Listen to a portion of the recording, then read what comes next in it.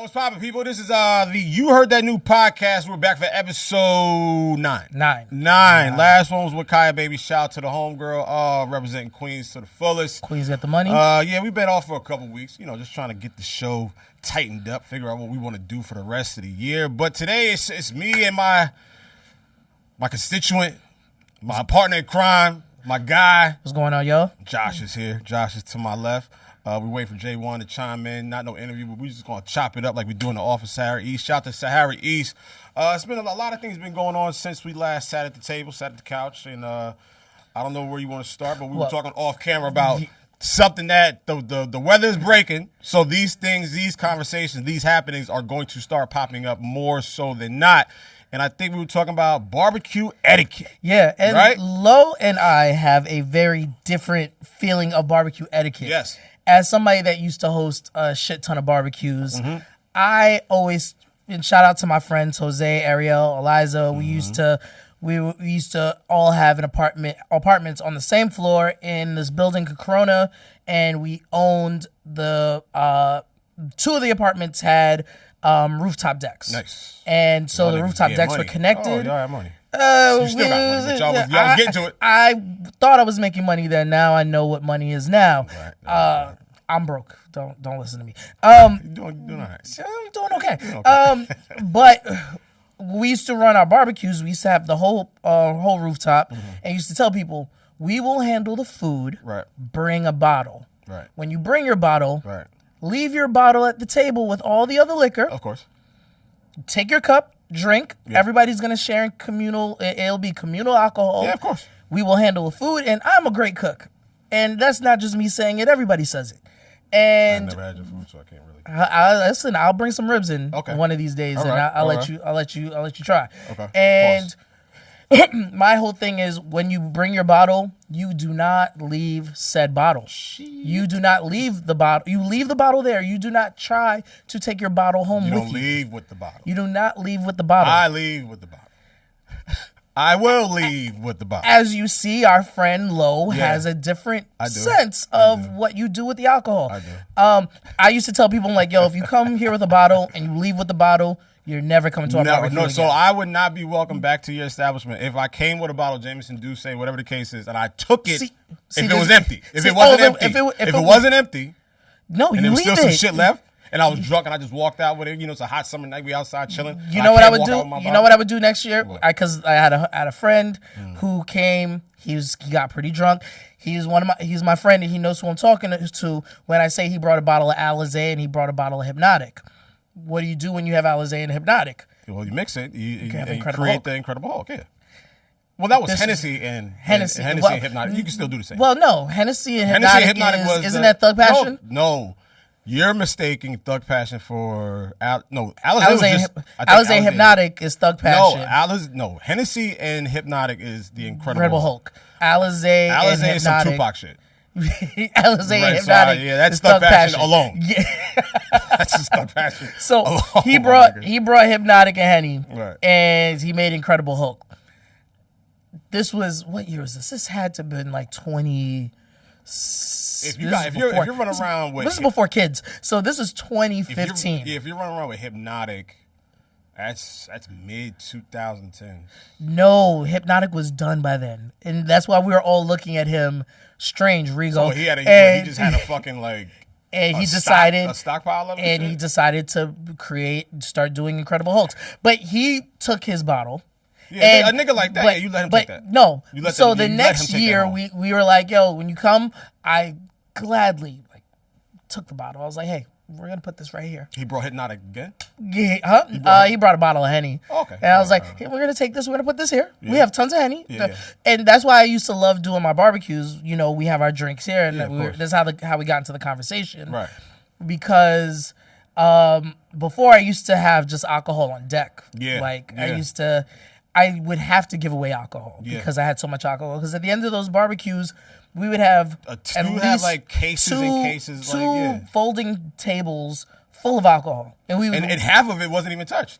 More than half of it wasn't touched, which is crazy. And you just had your own little mini liquor store in the crib, where and we would all divvy it up. We would all divvy it up for everybody on the floor, right? And for the year I was lit. Like Right. I could host parties and all that. But so now, as a 40-year-old man that has 3 kids, Can't really I have to stockpile go. liquor. Yeah. Like when I want to drink, I have to actually go to the so, like, store and buy. So I guess like the point of the conversation was, Josh hit me and Jae'won. He was like, "Yo, what we drinking? Should I bring a bottle?" I was like, "Yo, Jameson." He was like, "Yo, I'm gonna bring some Jameson." So he brings the Black Barrel, and I'm like, "My nigga, like, is there a special occasion? Because we don't, Black Barrel and." You got to either just drink the regular Jameson or Black Barrel is like we just doing something different. So that's where all this started from. And I was really gonna buy a bottle of Blue Label Johnny Walker, but so I have a funny story about Johnny Walker, right? So I used to work at a hotel in New Brunswick, Doubletree Hotel, right? So this is like after shout out Doubletree, held me Doubletree down in a New few Brunswick, times. right near Rutgers University, right? So I used to work there for about maybe I want to say about 2 or 3 years before I got fired. So I know the guests. So this is around Christmas time, right? So there's one particular executive that would always come in every 2 weeks. He would always come to me, and I would always check him in. So by Christmas time comes around, he brings me a gift, right? So I'm thinking like, I forgot his name. I think like Mr. Smith, some shit like that. Rich white guy, worked with what is it? It wasn't AT&T. It was some other shit, some other pharmaceutical shit, right? Yeah. So it brings me a big box, right? He was like, "Don't open that till you get home." I said, "All right, cool, whatever." So I open it, get home. It was a bottle of John. No, it was red. Oh, Bottle of red Johnny Walker. It took me about 2 months to get through it. to get through it. Oh, That's how potent that shit was. And at the time, I was just getting into like whiskey, scotch. I was like, drinking Blue Moons and shit like that. So I didn't know the proper etiquette of how to drink. Drink it. Drink it slow. You drink with ice. You don't mix the shit. Like it's a dinner. I have sort of a similar story. So when I worked for Take Two Interactive. I ran the legal department there. 2K Sports, Rockstar Games. We used to do every year. We used to send out gifts to clients, Right. or our legal team, or whomever. And we had a video game affiliate out in Texas, and they were doing I think they were Fraxa. I think it's Fraxa. I could be wrong. Sorry, Fraxa. Right. So my boss was like, "Yo, buy me the nicest bottle of liquor you could find or you could think of." So I bought Michelin's like Macallan? Macallan. Sorry, I could say Michelin's. I bought a Macallan. I think it was like a 50-year.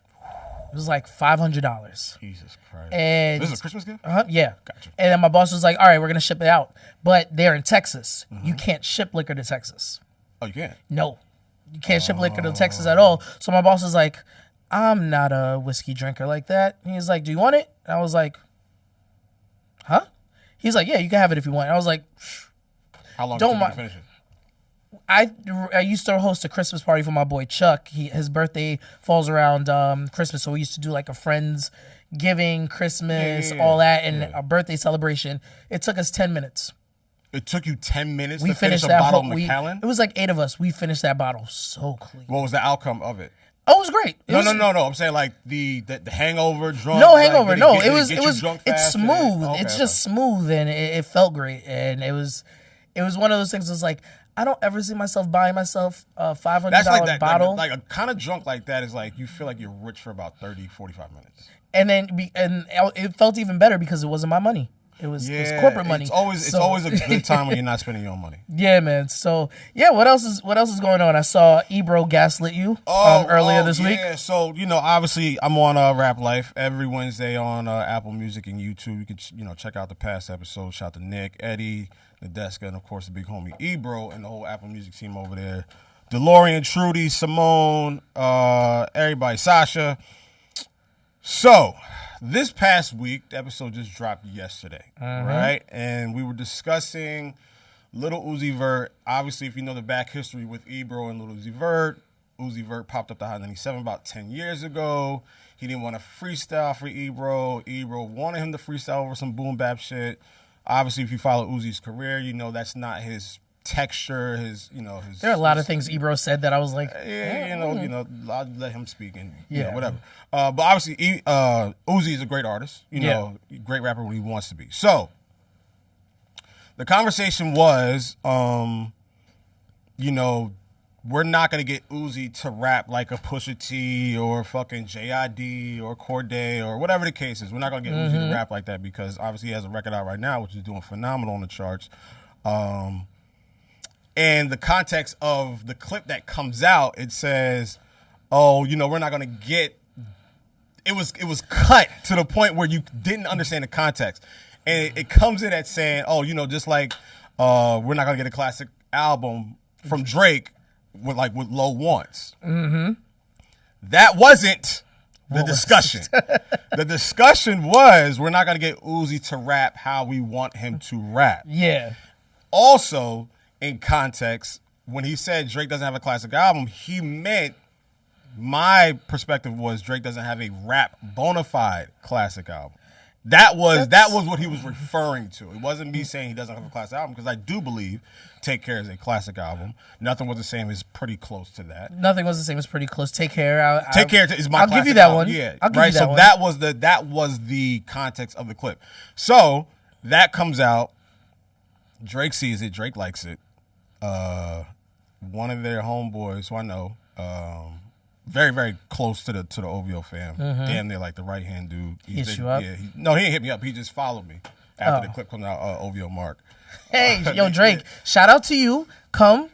No, I mean, on the listen. There is again. There's no like the context of the clip just makes it. It makes it look like you believe in Drake. And Ebro doesn't believe in Drake. Yeah, and it wasn't that. It wasn't that. It was just Ebro saying, take that, like, Drake. Drake lovers. Low loves Drake. It was Ebro saying that Low is waiting on a rap classic from Drake. That's what the context of that clip was. It wasn't that we were saying he doesn't have a classic album. So just for everybody, Low VO. Yeah, call him Low VO from now on. It's not nothing like that, but it's gonna blow up because a lot of hip hop pages picked it up and they sent it out, and the clips are on Twitter. Aubrey, the clips are this. Aubrey, come to the show. Bro, no, we don't. We don't need him to come to the show. Come to the show. I will allow you to do your Jamaican accent too. It'll be very. Like, this is why. This is where I get the bad rap, because like every time I'm around some shit about Drake, it's like it's a joke. It's clowning him. Like Ebro does it. Now you doing it. So it's like, oh, this nigga hates Drake. And I'm tired of having this conversation. As a Jamaican Trinidadian, I rather enjoy your farce of an accent that you do every once in a while, that you then use to capitalize and make money. It is what I enjoy the most about you, Drake. I don't care for what he does or what culture he's a part of or adapts to or draws from or chooses to draw from. Like, Drake is a phenomenal artist. Drake knows how to be a chameleon in all these cultures. Tutus, fam? We just know that's just what it is, and that's what it's gonna be, and it's already cemented. And now the conversation is based around what he's gonna do on Iceman. And honestly, like, I just don't want to hear any more conversation around Iceman until we either get a release date, a new single, or just whatever. You and I are in a group chat. I know. I don't want to have any more conversation about Iceman until then. I have heard from certain people in our group chat that this is the most important Drake album to ever come out, and it will be. Yeah. It should be cemented as such. It should be thought of as such until it comes out. I mean, based on the time period, based on the things that have happened, based on the timeline, and based on the circumstances, yes, this is a very important album in his catalog, in his legacy, in his career. That there are things that are on the table that people want to know, and people are pressed to know, and musically and sonically, people are curious to see where he lands, because a lot of people don't know what to expect from him right now. Basically, what Low is trying to say. Don't Sorry, try to know, because then you do that. All right, you know what? You say some snarky, funny shit. Yeah, all right. I'm trying to be fucking serious. I know. All right, so this is my side that y'all don't see.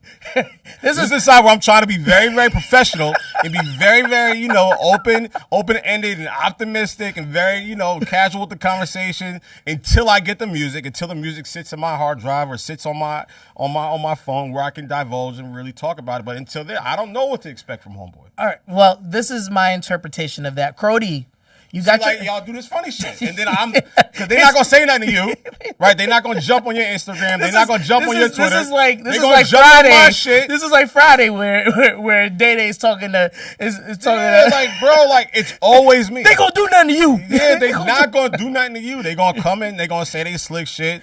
He gonna probably jump in my fucking DMs, talk about die slow pussy and all that other shit. I'm joking. Hey, see, but all I'm saying is like, here's my thing. I think honestly, like the conversations around Iceman obviously are polarizing. They're consistent. They are correct. They're very.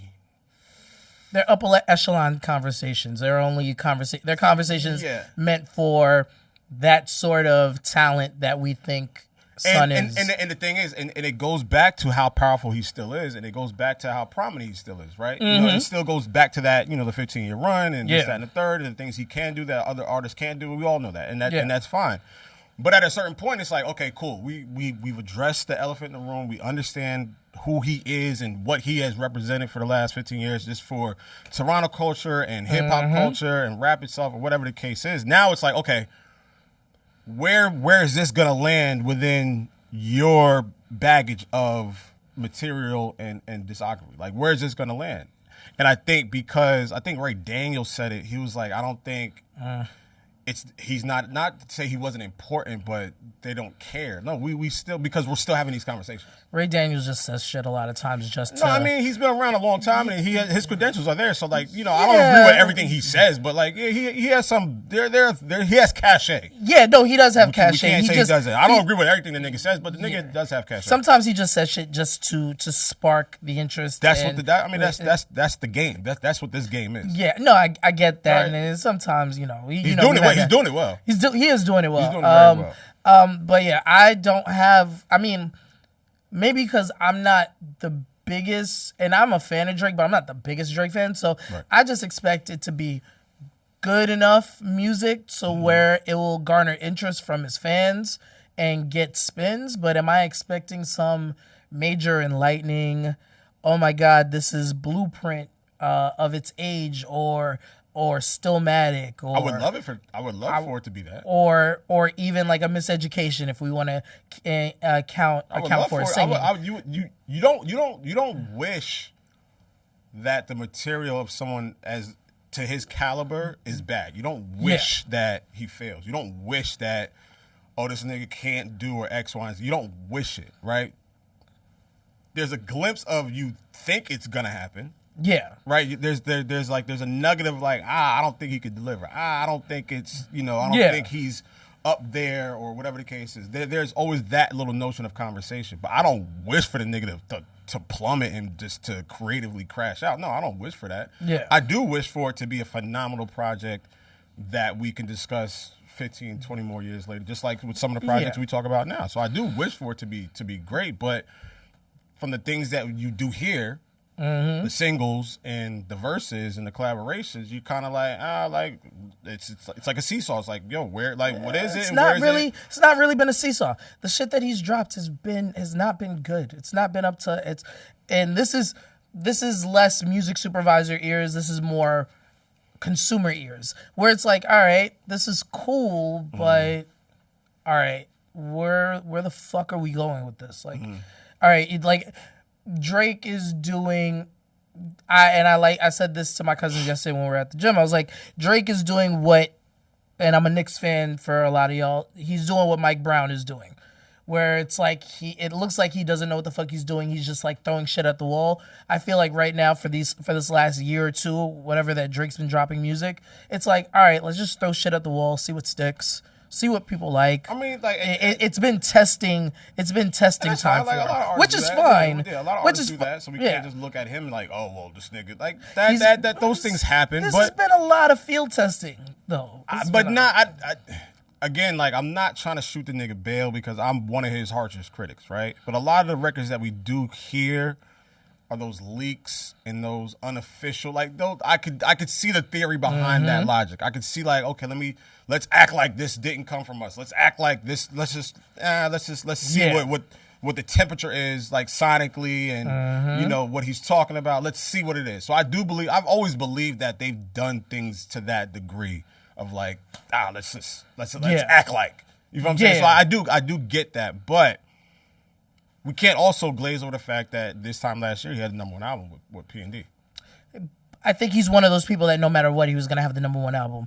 And then people have been screaming but for in the climate, especially last year in that climate, you're not expecting those numbers to do what they did. Yes, you were, because of the fact that it goes into the phrase all even negative publicity. Any public. I forgot the phrase, but I know what you're talking about, any publicity is good publicity. Yeah, of course. So even with the negativity, people were listening to that album, expecting him to take shots, expecting to hear. It was an R&B. He took like a minuscule shot, but it's an R&B album. It was a Drake shot. It was but it was also an R&B album. I wasn't expecting anything to address what was going on. You as a logical rap fan, as a purveyor of music and knower of said industry. People that are not logical rap fans or that were just in it for the bullshit were like, oh yeah, Drake's about to say some slick shit on some nice smooth R&B records.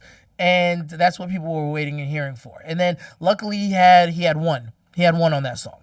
He had Nokia. He had one on that album. The Somebody Loves You was that was nominated for a Grammy. I mean, yes, but Somebody Loves You, Give Me a Hug, like this. There's a couple records. Give Me a Hug, there's a couple records on that album. Like again, I'll tell niggas like, yo, that shit sucks or that shit is. You had a couple records on that album. Like if fair is fair and an unbiased shit, he had a couple records on that album. Is that album for me? Is that album that I prefer to listen to? No.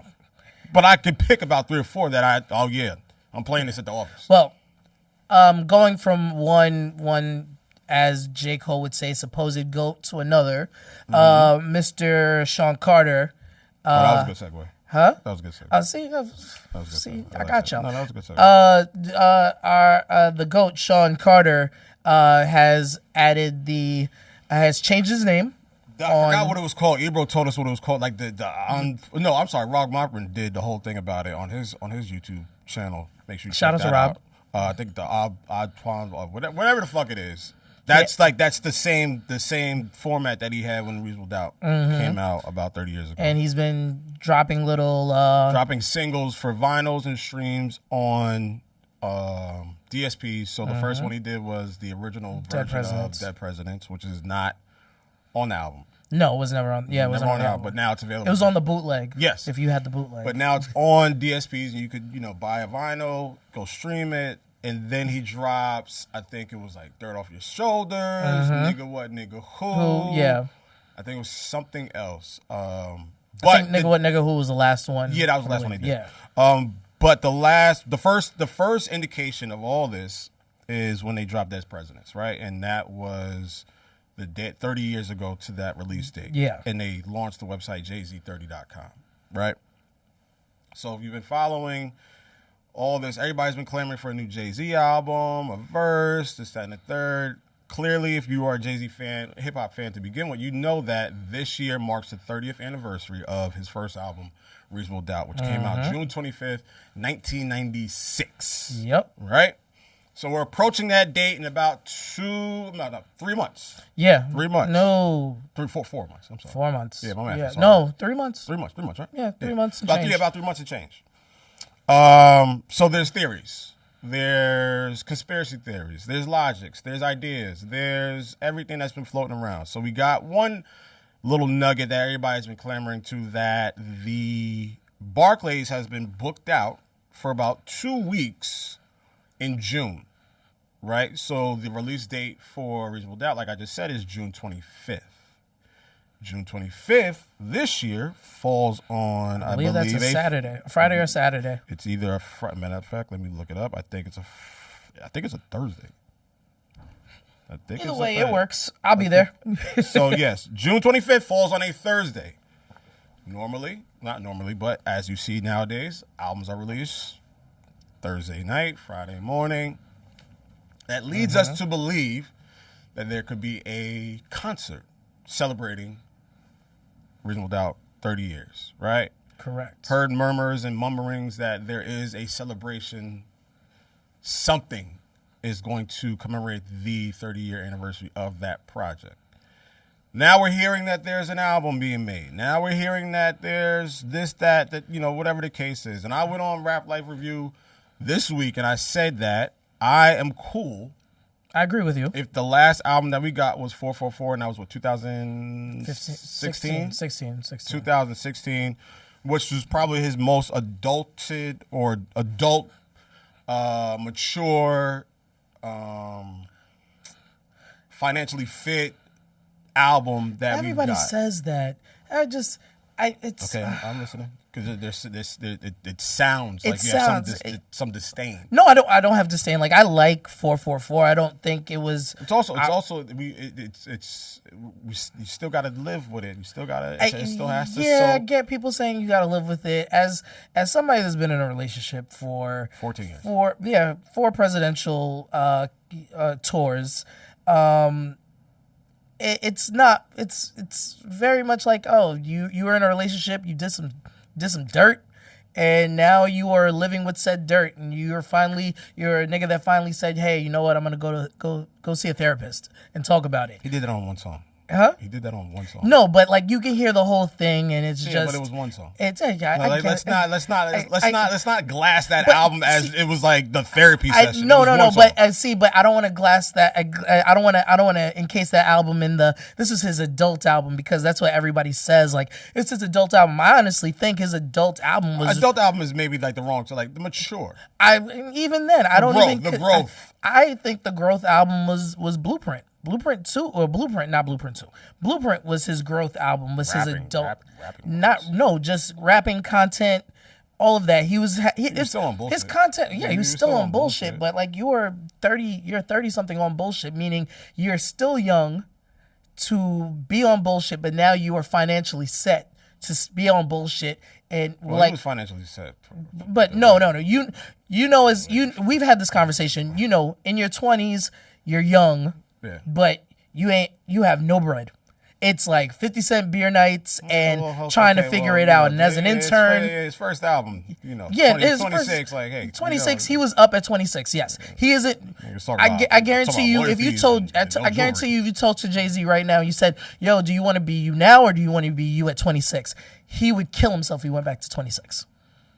No, he wouldn't kill himself. I don't mean figuratively. I mean, I know you don't mean like. No, he wouldn't kill himself because he wouldn't kill himself because it was a time in his life where he had to make a choice. Okay. Right? It was a time in his life he had to make a choice. He was already mature. I believe he was already mature at that point. And you listen to Reasonable Doubt, and you listen to a lot of the records. Yeah, there is a lot of maturity that a 26-year-old doesn't necessarily. If you told 50-something-year-old Jay-Z right now who has Warhols and I can put your whole life in a watch, and you say, yo, we're going to push you back to 92 bricks driving. Yeah, and he just probably could do it all over. And the things that he knows now, and you tell me I'm going to go back to that? Sean Carter will never go back. He would never agree to that. All right, let me add an ingredient. Are you saying, with all you know now, would you go back to 26? And no. Would you just go back to 26?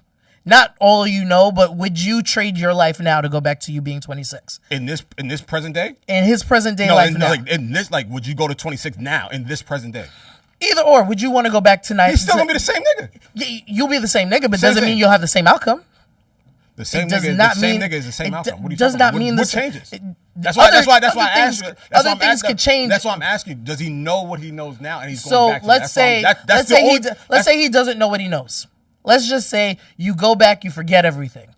You don't have any kids. You're going back to 26. So yes, then we're right back here. Yes. On March 6th in 2026. Yes, that nigga's worth $2.8 billion. What are you changing? Sean Carter would kill himself if he had to go back and live that life. Your argument is so flawed because I'm asking you to add. So I'm not adding caveats. I'm literally saying if you tell Jay, do you want your life? If we took you and we put you back in that life now, he would be like, absolutely not. I'm good. I don't want to do that again. I don't want to live that life again. Is the outcome the same? Who knows if the outcome's the same? Jay-Z is one. Again. Your question doesn't make sense. It does make sense in the sense of you and I could do something. You and I could live our lives, and we could try and live our lives so many times. Have you ever watched Avengers? You've watched Avengers, right? Which one? You've watched Avengers like Endgame, right? Yeah. You remember when Doctor Strange is sitting there like ruminating? You have one. You have one chance. You know how many infinitesimal things throughout your life have to go?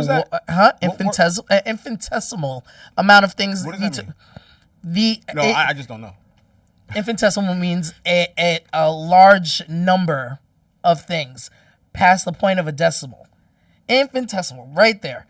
Amount of things need to go right in your life for you to live the same exact life that you lived already. So, like, if you put Jay-Z back... You're asking someone to live their life again with the same outcome. So, yes, if I'm him and the outcome doesn't change and I'm not adding any intangibles or any other caveats and the outcome still is that, yes, I'd go back and do it again. So, let me ask you, if you could go back and you don't remember anything from you being...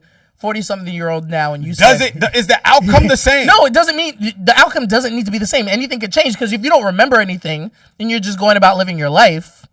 Right. So what you're saying is, I'm going like they don't remember shit. He didn't remember. He didn't have anything planned out. He didn't have anything. What if things change? It's like the butterfly effect. What if something changes? So you're speaking hypotheticals. Yeah, no, it's the whole thing is a hypothetical. You can't go back in time. Okay. So it's a butterfly effect. So you're saying is the gamble worth it? Yes. Is the gamble worth going back and trying to do this? Sean Carter, 26. Reasonable doubt. Is the gamble worth trying to edge it out and get further as opposed to what you have now, which is I think he's at what 2.8 billion. Yeah, a lot of money. That's. This conversation is so crazy, but it's funny. But I think based on the person that he is, and based on the person that we saw him become, and based on the journey of what he was musically, mentally, financially, business wise, I think the outcome would be similar, if not or greater. I don't know. I think. Like, what's to say? Like, let's say this is all. Now we've moved off from the album for a little bit. We're gonna come back to the album in a second. So far. But let's say, what's the word you use? Immense to be impeccable. Which word was the word that beat the shit out of you? Eloquently. I practiced before I came in. You were in the you trying to how now brown cow? How now brown cow? You got one more time to make jokes. You got one more time. I'm telling you, bro. Listen. Words matter and they kick our ass. Words kick my ass all the time. Yeah, stop creating words on this show. I'm not. No, that wasn't a real word. I don't give a fuck what you said. That wasn't a real word. You know what? So our guys in the back, can y'all Google that shit, please? Infinitesimal. Just make sure okay. Thank you. Okay. Who said that? Okay, well, I think you're fucking lying. Thank you. I think you had some of the James. Legal studies, mock trial, former paralegal, ran the legal department. I just hate being slapped in the face with words that I have no idea what they mean. I hate it. Again, like I said, you're not Zion, so that's the great thing. It means a large bit of things would have to fall in place. Infinitesimal means like infinite. Okay, Dr. Strange. All right. We get it. Okay. All right. Okay. You know Nigga what? Strange over here. Okay. All right. So, okay. Yes, you're right. So, I mean, like, you think about anything could go wrong. Anything can change. Like, imagine you go back and then Dame normalizes himself out and they stay together. But this is what I'm saying. Like when you have these kind of conversations, right, or these hypotheticals, you have to throw caveats, you have to throw nuggets in there. Like, all right, well, what if this didn't happen, or what if that didn't happen? That you have to throw that in there because all you're saying is, would he go back and do it again? Yes, he would, because you're not telling me if the outcome changed. Yeah, I mean, but my whole thing is, that's all I'm saying. No matter what, if like your life is a series of choices that you've made. Yeah. If you go back and you decide to change said choices, that's why you have it to. changes the route of life. But you have to bookmark that before you present the idea. No, that's what I'm presenting. Like, he knows nothing. He goes back, tabula rasa, blank slate. Yeah. And now he's 26. You make your choices from there. I think he goes back, and I think he attempts it again based on his logic and based on the behavior we've seen with him, just with the music industry itself. And hold on one second. Yo, SC, can you go? Jaewon's here. Okay. All right, thank you. I'm basing it off of how he maneuvers Yeah. as cliche as it sounds, as a hustler, and how he's maneuvered just through business with just with the being a president of Def Jam, having his own management label company, Rock Nation, right? Doing all those things, now being in cahoots with the NFL for over 5 years, right? So if you're telling me nothing changes, and if you're telling me based on his mindset and how he's wired, I don't think anything. But no, my whole thing was not that nothing changes. You don't know if anything changes. Like if you brought me, all right. So this is why I keep saying, based on his structure and how he's wired, I think he does go back and runs it back without knowing anything. I think he does. I think he does. Okay. Well, anyway, off that was a great conversation. It confused both of us at times. I agree with you. I don't need a Jay-Z album at this and here's the thing. age. Like, here's my thing. Not that I wouldn't enjoy it. Like if Jay came out with an album, I would listen. Yes. But like he said and done so everything. Much, everything that there's nothing more you could tell me about your life, about your life, about the structure, about the game, about family, about from your lens. Which sucks because Andre 3000 had the same argument. Like, yo, why am I rapping? Why do I want to rap? What more can I tell y'all? But it's like I want Andre 3000 to rap. Yeah. But there's the caveat with him is he hasn't rapped as much as Jay. Not even that. The solo structure behind him is not the same. It doesn't carry the same weight that it carries with Jay. Yeah, right. Like obviously, like what he's done with Outkast, some of the best rapping, some of the best albums that we've seen in music. Period. So like his argument was the argument I would have made for Jay-Z. Like I'm like, what are you gonna tell me about? You gonna tell me about your colonoscopy? Like here's the thing. Like that's first off. That was the prodigal son has returned. By God, is that Jaewon's music? My thing is this. I asked this question, bro. Like he gonna piss me off. I know he gonna piss me off today. I already know it. Let me take a swing because I know he's gonna piss me off. I know it, and we'll say the Jay conversation for later. Because because now he want to come in here acting funny, and he knew we was doing it. Okay, hold on. Yo, I just want to No, shut up. All right, No, shut up. No. So this is why I can't fuck with him because we had this conversation earlier this week. We was like, yo, because we were trying to figure out who's gonna get on the pod, and we talk about this at the office all the time. We was like, yo. That's regular.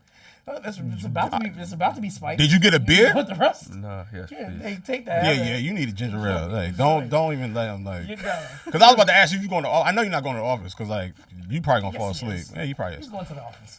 So I told this nigga, I was like, yo, I asked this nigga last time we was together. I asked you, I'm like, yo, Jay, you want to do you want to just come, pop up on the pod? Like, no interview shit, just like how we do in the office. We just talk shit. You want to pop up? He was like, yeah. Why not? Group chat. In our group chat, he was like, yeah, why not? I hope nobody ever finds any of our phones. Listen. Anyway, I've learned my lesson. So the nigga was like, yeah, we popping up, right? So we tell this nigga, I think like Tuesday or Wednesday, we like, yo, we recording at like 1 to 4. Yeah. He like, all right, I'm gonna be there. So niggas wake up today. I'm talking to niggas. I'm like, y'all be at the spot around 12:45. 1, boom, boom, boom. This nigga pop in like. Yo, I'm so drunk. Matter of fact, let me read the shit because here's some fun. Yo, I left my phones in the car. I didn't get home till 6:30. This is what I'm saying. My phones was in the car. Oh no, I'm right here. No, I woke up mad confused, like looking around. Like I woke up. I don't even want to know what you was doing. So all right, so I was like, I said look at around. I said around 10. Huh? You see my eyes? Yeah, nigga. Yeah, nigga, I see. I don't even need to see your eyes. Right, nigga. Good job. Mike, Low, talking to Mike. Yeah, Mike check. All right. So okay. So last night, right? Last night I sent notes to the chat. I said, yo, this is what we're gonna talk about tomorrow, right? It's like 12 o'clock. I was in the party when I said I don't got iCloud. That nigga said I don't use iCloud. I'm like, What the fuck? I said, I really wanted to be like, yo, what the fuck you does know, that bro, mean? I'm laying on the couch. I'm like, I don't even got time for this shit. Like, I'm just sitting here watching TV. But he understood it. No, I thought I did, but I didn't because I thought you were just being an asshole, and I was just like, all right. Yeah, I'm like, he being No, a once dick. he sent the screenshot, I figured No, because he knew what I was I didn't want to. talking I about. didn't want to argue. I excuses. didn't want to argue with you. I didn't want to I didn't want to go back and forth with you, right? So I'm like, it's not iCloud. It's the Notes app that everyone has on the fucking Apple But phone. if you That's don't- why I said the collaboration. If you don't use iCloud, you can't get into Collaboration cloud. Anyway, so I sent the notes, right? Didn't hear nothing from Jaewon for the rest of the night. No one ever, like we all go to sleep, right? So I wake up at 10:30. I say, yo, I'll be there by 12:45. Josh was like, yo, make sure trains is moving funky. Da da da. Here come this nigga around 11:45. I just woke up drunk as fuck. Mind you, we supposed to be here at 1. Right now, where this nigga lives is gonna take a minute to get here. So I'm like, all right, shocker, right? So I'm like, okay. So I'm like, then he spells. So then he says, I'm fitting to come. We're like, yeah, we hope that was the plan. I wasn't. No, well, he said I'm coming, or I'm gonna come. I'm finna come. And these niggas said pause. Hey, yo, yeah, we're still children. We're still children. So he was just telling us, he was like, yo, he's fucked up. He went to his boy's birthday party. On beat up bad. It was lit. Apparently, I don't know what these niggas was doing. Obviously, it was a fun time. And we appreciate you. We appreciate Was it good? you. And you know what it is? Like before I start, clowning, we appreciate you because I know what that feels like. I don't even want to know what you was drinking, if you were smoking, whatever. I know what that feels like because I'm looking at you. All right, so I'll give you a rundown. See that? Yo, he could barely put a sentence together. I haven't been drinking hard liquor. Like You haven't. The last couple times we was at the office, you haven't been drinking. Yeah, like I haven't been drinking hard liquor, and then with Ramadan and everything, I haven't been drinking. So I gotta add days because I partied. So mushrooms. What's that movie? What's that movie? Free hookah. All night. What's that movie that where the little white kids where they blew up the house and the X Project X? Yeah. It sounds like you was there. Oh, look, mushrooms, free hookah all night, Fire. a glass of red wine, and about 7 shots of tequila. See, the tequila is what does it for you. It was the combination of everything. Like I was so like. When your body is in flow state and you're just working the room. What is flow state? Where you're not really thinking and it's just all happening. Oh, okay. It's just you're not. You're flowing. So it's like high or drunk. No, you're flowing and everything is going well and it's like, have you ever? It's like when you see a rapper in flow state. It's like you see it in certain instances like Aura. No, where it's just like they're rapping and they're flowing and you're like, oh. So like when Hov did Grammy Family Freestyle. Yeah, that's like flow state is just when it's just. It's just everything's hitting. There's nothing wrong. Yeah, it's just. It's like when you have a 24 leg parlay and it all hits. Yeah, I don't bet. I hit flow state. So you was in flow state for how long? For an hour and then it came crashing down. No, flow state probably kicked in around. Because the last time we talked to you was like 12:30. Was you in flow state? Right after then, that's when it was picking up. And I was knocked out at that point. So like, all right, so like, were y'all like, was it enclosed? Was it like, were you moving around? Like you could move around? Yeah, it was like so was it like this? It was over 57, but they have individual. They have the individual rooms you could rent. Okay. So he rented out one of the rooms. Okay. Yeah. So the flow state, the lights is dark, there's hookah. So like everything was at your disposal. You really did. You were comfortable. It was right here. Yes. Yeah, everything was right within arm's reach. Yes. And you had the shrooms before you even got there. Yeah, I took a piece on the way there because I wasn't planning on drinking. Yeah. And they said we couldn't smoke in there, so I was just gonna vibe out. Got you. Then. So everything just started. Everything like just meshed well together. And I will like vouch for. I will vouch for Jaewon. I understand. He's not a heavy drinker like that. And we've been out, and he's not like he'll drink, but like he's not like he's a not. lush. He's not one of those. He's not one of those. My days of that is I think homecoming.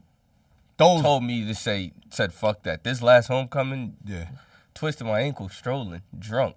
He was like, oh yeah, we gotta stop this. Yeah, like I'm done. Yeah, we good. Yeah. I'm done. No, all right. So yeah, because we know how you feel about birthday parties. Yeah. So that's why. That's why it was funny. Because that's what I said. I was like, all this shit this nigga talks about, birthday parties. But now that I know it was at Aura. And it was it makes private. sense. Like, intimate settings, I fuck with all day. That's why I Because like it's the like, office. I don't got to watch my back. Yeah. My niggas is here. Like, we could do what we want. We could sit, like, we could talk. We could chill. people I know for the most part. And that's really what it, like, he handpicked everybody that came. So it was really, like, our close friends. Like, all right, so it's understandable why you was on bullshit. I mean, regardless, like, it would still be understandable. Like, No, it'd be jokes, but I'm like, but even more so now, like, now that we have because I know we've talked a lot, and it's like, Ramadan, you're trying to, like, make sure you stuck to that, and you just haven't, even before Ramadan, you haven't been drinking, so you've been disciplined with that. Yeah. So it's like, I get it. So, like, this was due. The headache's gone now. I'm back. It's like, just I'm good. The body ache. This is the body. The body's yeah. not caught up. Somebody kicked the shit out Again, of me. you learn that. Did you eat? Not yet. I was about to order food on the way. I just came. Let's get to it. But yeah, again, I learned that once I turned 28, I was like, I can't drink the way I used to anymore. It really hits at 28. Yeah, like it's 28. Like, yo, it You- don't make sense. Yeah. The funny thing for me is, like, I was a late bloomer when it came to, like, that type of shit, right? So I didn't really start drinking till He didn't enjoy college. I know. I know, I did, but, like, I was making mixtapes and I was doing beats and I was on radio. I didn't care, like, nigga, I didn't care to drink. I wasn't you, and I wasn't you. No, but the crazy part. So whoa, sir. That was I was. You wasn't drinking in college? I was. All right then. But I was a good enough I'm student. not saying you're degenerate. Yo, but see, so with me with drinking, it goes in flows. Like, it goes in Yeah. states. So, like, all senior year, high school, partying over the weekend, drinking. Right. Summertime came, a little bit of drinking. Right. I got to college, wasn't drinking. Right. Like, freshman year. Right. Sophomore year, I wasn't really drinking. Right. Junior and senior year, alcoholic. You was with it. Yeah. Yeah. Like, it's like, it goes up. Yeah, your alcoholic entry points came in waves. Yeah. And sometimes when you're not consistent with a wave, it'll fuck your shit up. Like when you're in college, you drink a lot, but then once you graduate, and like I didn't start really I drank in college, but I didn't start really drinking until I started working at Warner Music Group.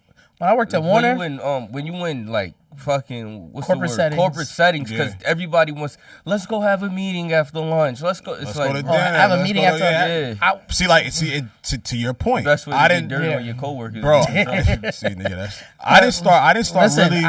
I know a SVP who I have tons just from getting them drunk. drunk. Bro, high. I didn't They start asking, "You got any coke?" Bro, We whoa. was just talking about his I have former a boss. His boss old bosses. whose coke dealer would call me because he'd be like, "Yo, is he around?" I'm like, "He's upstairs in his office crying." Bro, You catch me I didn't start really getting heavy drinking until I started working at BET, because then they would invite you every night from Monday to Thursday to open bar joints. I had no Yeah. idea what them joints were. Oh, I had no idea what an open bar was. what I would do, like when I worked at Warner, it was during the deposition, the litigation between Warner, Universal, and Sony and Napster. Not Napster, Frostwire. So we were in the office for 12 hours. So my boss had his fridge with all wine and beer. I had a fridge with beer. And he'd be like, "Yo, just come to my office." And we would just sit there and we would just, Bro. he'd be like, research. And we'd be drinking. It'd be labels inviting, like I worked at BT.com. So like it's labels and it's Inviting like you to Bring the out event. all their like, sponsors. Huh? Whoever sponsors. whoever, like, nigga, it'd be the dirtiest tequila or it'd be the nastiest whiskey. Yeah. But we But- just drinking that shit for 4 Exactly. hours, like just every fucking And night. it used to, because there used to be Fader. It was Mag. Fader. It He's was Complex Fader. when they had money. It was Fader, Complex, Team Epiphany. He's Source. fucking mean. No, he's a dickhead. Y'all two are y'all both What? are assholes. I think he's sorry. worse than me. No, you're a jerk. See, like he about to get triggered. See, look, he about to get fucked up. No, y'all are literally assholes. I wish we could put like a screenshot of our fucking group chat about how much rude shit they be saying about people. I Like, just think normally everybody's a about me. bitch. See? You know what I thought? I thought about y'all when I was driving here, because I was on the BQE, and some dude in a Mercedes wasn't letting me like in because there was construction on one lane. So I like rolled down my window. I'm like, "Yo, are you serious?" And he You had gotta be dark careful. tints. You gotta be careful with that. I have bad road rage. Yeah, you gotta be careful. Rosa, I'm gonna tell you the story when I get home. Built like you got bad road. So Wait, time out. time out. What the fuck does that mean? Fuck you. You built like you So got, son, like you son throw is batteries in, at people like when you roll your no, windows down. son is in an E class. It was like 2020 E class, and like he like finally pulls up next to me. He's like, "Don't yell at me. You're not built like that." And me, I have bad road range, and I You look like you hit hard. I tell people like so. I'm one of those people. It's like I'm not the toughest dude in the world. I don't encourage fighting. But can I fight? Yes. Yeah, no, so I'm sure you can. I encourage people whenever they come up to me, This especially is bar brawl. especially when when we're in our cars. If you want to stop, I have bad I'll road argue with you out the window. No, Don't get out the car though. When I argue with you out the window, and I tell Now people you're taking it somewhere. because exactly. I'm gonna stab you. So Y'all the two niggas that go to bars and like take like the head of a Corona and slash. Oh, it I've on done the that before. And just like, you want to rumble? No. Nah, you know, I'm not gonna lie. I niggas. am waiting for like we haven't had a. He said this like 4 or 5 I ain't times had in the chat. we ain't had a brawl in a while. I'm waiting for one of them brawls. Where I got a bottle in 1942 like a baseball bat. Oh my god! So, but the thing with people that drive like Mercedes, the way to trigger them is to call their car old. What year was it? It was a 20. It was like Yeah, a nah, it 2021. is. That is.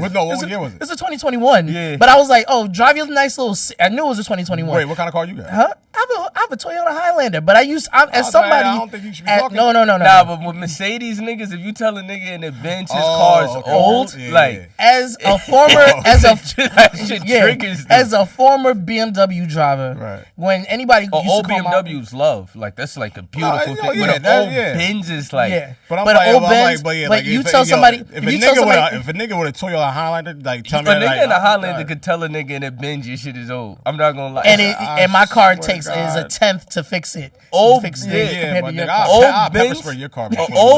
Old Benz is like having on jelly sandals for a girl.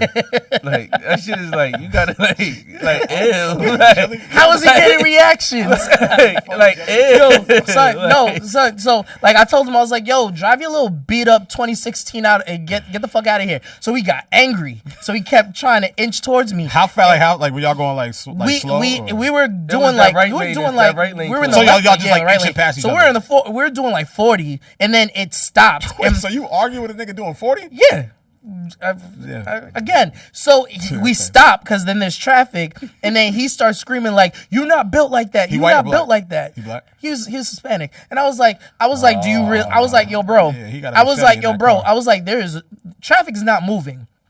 We can get out the cars now, and we can see who's built like that. Because I was like, "You not built like that, and neither is your car, your old ass car." There's never. It's never that serious. Sometimes it is. No, see, No, because like y'all niggas, y'all have very, very short fuses. Like, and I see it in the fucking chat, and I see it when y'all talk to me. It's like, yo, it's never that serious. You I have doing a 40. long- You have 3 kids.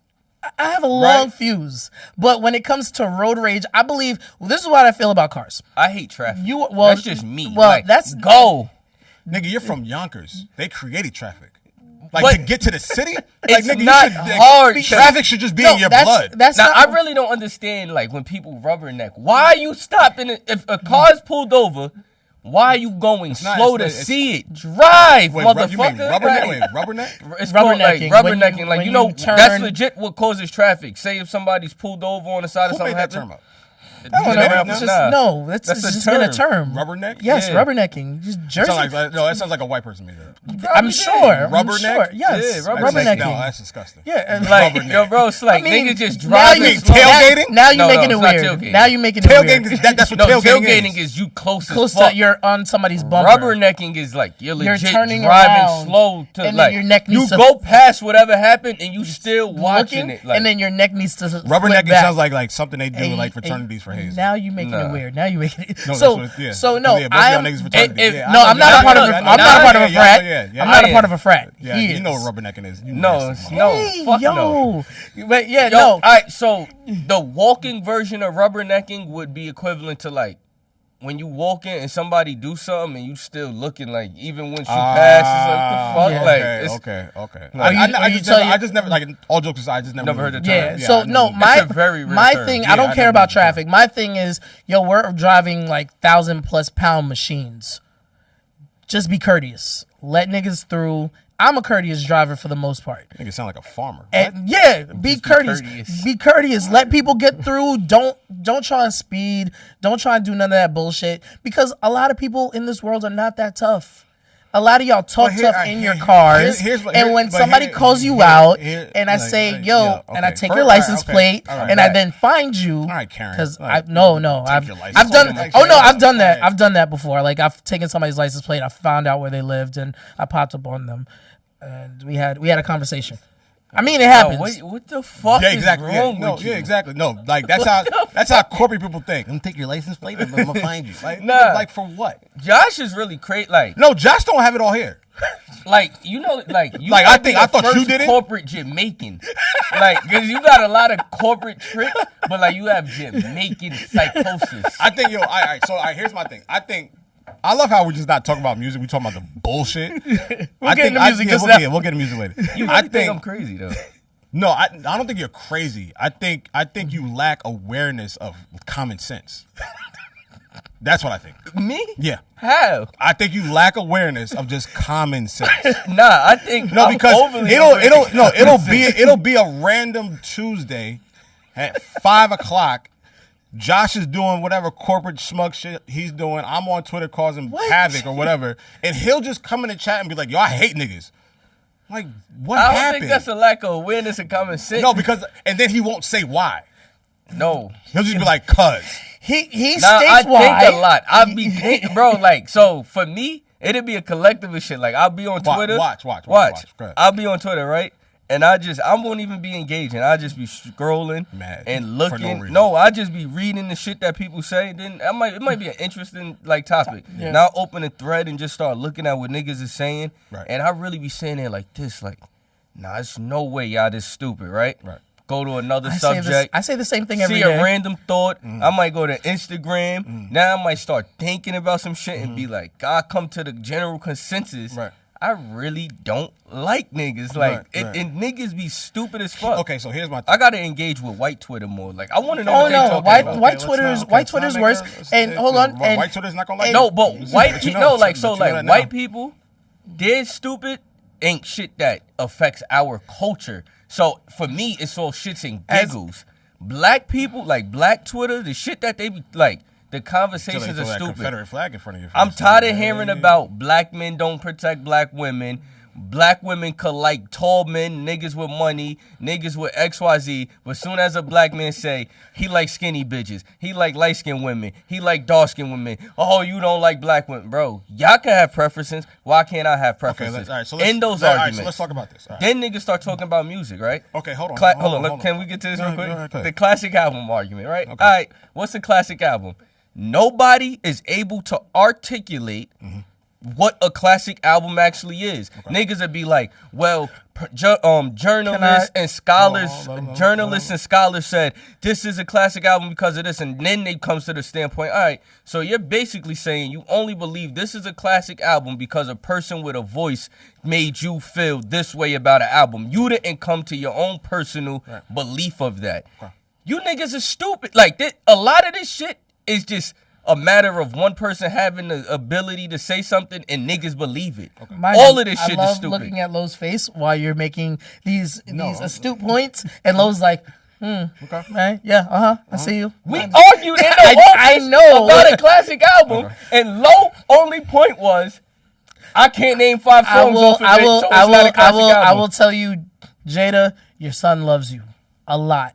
Thanks, Captain Obvious. Yo, father loves his son. Like, what the fuck? Or son loves a father. Kiss of Death is a classic album.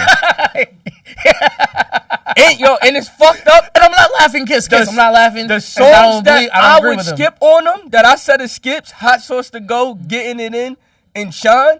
Yo, bro, it's a whole... Everybody on Twitter is telling me those is good songs. I said... Here's a nuance, okay? I'm listening. I'm just here. I'm just here for it. I'm just gonna stick with what you just said, right? And how annoyed you are when it comes to Twitter and everybody's opinion and everybody how they don't understand certain things, whatever. You just backdoored yourself because Pause. But the entire argument, the entire spiel you just gave us from about 45 to about a minute and a half was you despising niggas on Twitter. But as soon as you fucking found a tribe of nugget of people that love those 6 or 7 songs on your Pop's debut album, everybody. No, not debut. Kiss of Death. Kiss of Death was the second album. No, right, so it was 3 songs. All right, cool. But it only suits you when the narrative is in your favor. No, it don't. Yeah, it does. Because you literally just spat on everybody's opinion on Twitter. No, but it wasn't in regards to no. It wasn't in regards to that album. No, like, I'm just so saying, like no, hold on, wait. I'm just saying in the grand scheme of things. Yeah. I'm not talking about just like the back and forth with the classic shit. I'm talking about in the grand scheme of things. Everything that you just labeled, you were like, oh, the preferences with women and men and this, that, and the third, whatever the case is, you had a problem with, right? Then we bring it to the conversation that we've been talking about for the last 2 or 3 weeks. You were fine with it because you found a hub of people that agree with you. So you pick and choose when you want to be, when you want to have the same. I even hate it when niggas do agree with me, because for me it's like I truly feel like there's a small amount of people in the world who are able to think for themselves, right? Obviously, if you ask me what a classic album is, I'm not going off of sales or metrics or public reception. For me, it's how the album made me feel. Like when I first heard it, how it made me feel. When I think of the album, when I think of the records, when I go like how often I want to hear it, replay it. To me, that's what makes it the hot word in that, and not to cut you off. It's me. I feel like most people when they listen to music don't listen to it for them. They listening to it with the ears of, I'm supposed to feel this way because the masses feel that way. Okay, it's like when you were a kid and your parents tell you, yo, this is the sports team we going to. Yeah. And then you come to the realization, that's a little I different. Actually like this team more. Like a lot of this shit. I'm not a Jets fan, Mom. Yeah, a lot of this shit is I was told I got to feel that way. That's lineage. But in music, lineage and subjectivity are two complete. But that's why with music that's why I feel like unless you're a real creative or you do something in a creative state, you really shouldn't speak on music or what a classic album or something is like that. Like, no offense to like say the Elliott Wilsons of the world or the person you're talking in front of me. Yeah, no, like I was getting to that. The like, Elliott Wilsons, me, you. I'm like, I don't make music. I didn't create nothing. But you did because you made beats. You made so you understand. You created Henny Palooza. You're a creative. Yeah, I know. Yeah, but I get what I get both. Like you get what I'm saying. You understand the nuances, like. So this sort of contradicts what you were saying earlier, where people only consider things classic when they hear it from voices that tell them what classics are. And that's why, like, so all right, you know music because you do music. Elliott's just well respected. He loves music, like. So I mean, we're in the same vein. Yeah, like there's a lot of niggas in this shit that do the music shit, talk this music shit, but they don't love music because they love music. They just are real fans of specific artists, and from that it turned them on to hip hop. Like, you get what I'm saying? Which is fine. I really can't pinpoint. I'm just a fan of this one person, and that brought me. Like, I just love music as a whole, R&B, gospel. So I don't have to. How I view music, engage music is all off of how I feel. Like, I can remember when I first heard certain songs and places, the moments. Most people can't do that. It's because, I like Get Rich or Die Trying because I remember when this album came out, how it had the world. No, how did it make you feel? Right. Did you feel that way because the world? Like, are you getting? It's like it's how a rotten apple could spoil you other apples. Is that why you like that? Or do you like it because you was over here, you sat with it, and it did that for you? I don't think a lot of people really can sit there and be like, when I sat alone with it, because now that's when we start arguing about the Jadakiss classic albums on Twitter. Niggas are saying, I ain't gonna lie, general consensus might not feel that way, but personally for me, I know how this makes. So on a personal level, more people from a personal feel this way. When you what are we going off of? Everything you said is valid. One person's general. Everything you said is valid. Everything you said is very, very high key true. Right, But when you look at culture, right? You look at culture in a way, just not music. You look at it in clothes, clothes, movies, politics, like just culture in a thing. There's always a North Star. Right, there's always a North Star. No matter. I was about to say shout out. Shout out. We'll talk about that. But no matter what your specific thing is, there's somebody you go to. There's somebody you ask. There's somebody you look to because you trust. And you're Mr. Miyagi, right? Like we know that. Okay, whether I like that artist or not, he's gonna give it to me straight, or she's gonna give it to me straight, and that's fine. So we all need that. Right, when it comes to the sports analysis or the commentators, we know who to go to and we know who to listen to. Yeah, they might be wrong, but 9 times out of 10, they're gonna guide me in the right direction. Same thing with hip hop commentary. There are certain journalists, there are certain pundits. There, the B-Dots, the Elliots, the Joes, the Markmans, Miss Info. Daniel Smith, Nadeskas, like Nadeska, like Ebro, Speedy. like Speedy, fucking Big Boy, you, fucking Bansky. me, Banksy definitely got a voice. Yeah, Banksy has a Banksy. Like the list goes on. Academics, in his own right. Ice. Academics, Ice. Like there are people that we know. Ish. I mean, and specific. No. Okay. No. What I'm saying to you is all this is subjective, right? All I'm saying is all this is subjective, right? When we debate what the quality and what it is and what it makes you feel like, I can't tell you how to make you feel, right? Yeah. I can't tell anybody how Kiss of Death made them feel. Like niggas can't tell me how Harlem World or Reasonable made Doubt me feel. Like so, like or Volume 1 made me feel. Get right? Rich or Die Trying, right? Remember when I was here with my mom? Right. I told y'all how so it's not classic to me because of how many records is sold first week. That's impressive, but that's not why. That's objectivity. Yeah, no, like that's blatant. That's black and white. No, like to me that's impressive, right? Well, then that's not objective. Look, I'm about if to it's get black him. and white. Look, I'm about to get him right. Watch Subjective. This. Look, I'm about objective means it's of your opinion. Look how I kill. No, subjective is. But look how I kill all of that, right? So right, like all of that is impressive. It went diamond. It did all of that. That's impressive. The production, all of that, it was crazy, right? Okay. It's classic to me. That was 2003. That was Mello. That was the year Mello got drafted. So we was in Daytona for Spring Bling. We went. My aunt had just moved out there. It was my first time in Target. I had a Jordan suit on, one of the tearaway suits.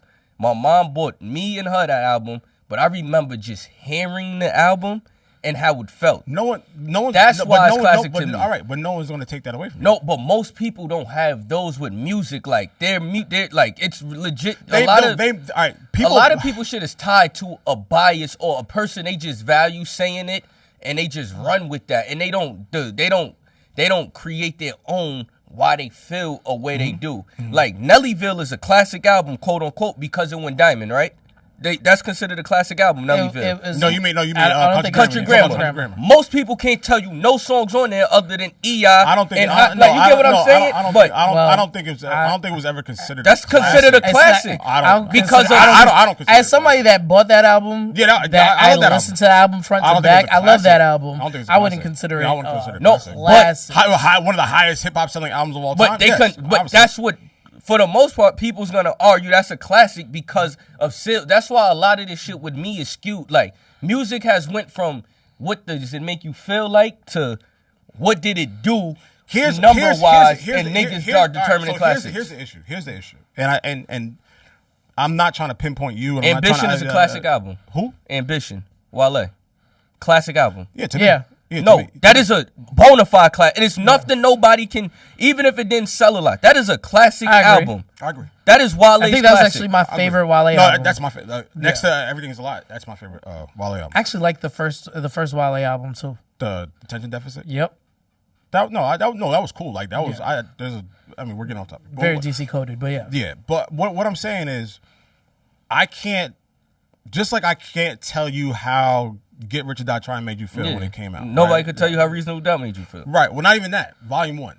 I was about to say that's my classic. I was about to say because when Reasonable Doubt came out, Reasonable Doubt was not seen as what it was, as what it's seen. And that's what I'm now. saying. That's what I'm saying. So you see how niggas shat on Reasonable Doubt and then went back and said, "Oh, we were bugging." That's what I feel like niggas do with music overall now. And niggas wait, and that's okay. No, but that's problematic because no, it's not. No, it's not problematic. Because, you know why it's problematic? Because it'll cause an artist like Wale. But see, now art is not always received in the moment. No, but that's what I'm saying. Right? But that's a fact. Art is This is not what I deal with every But day. that's why I hate that argument of what's a classic, because now you'll say that and then you'll have an artist feeling incompetent or like what they did wasn't enough, and then years later it comes back and it's like, nah, we were actually wrong. So I feel like when niggas say it's a classic, we gotta get rid of that term because if we gotta just use the word impressive. When an album does it don't got no skips, quote unquote, or the production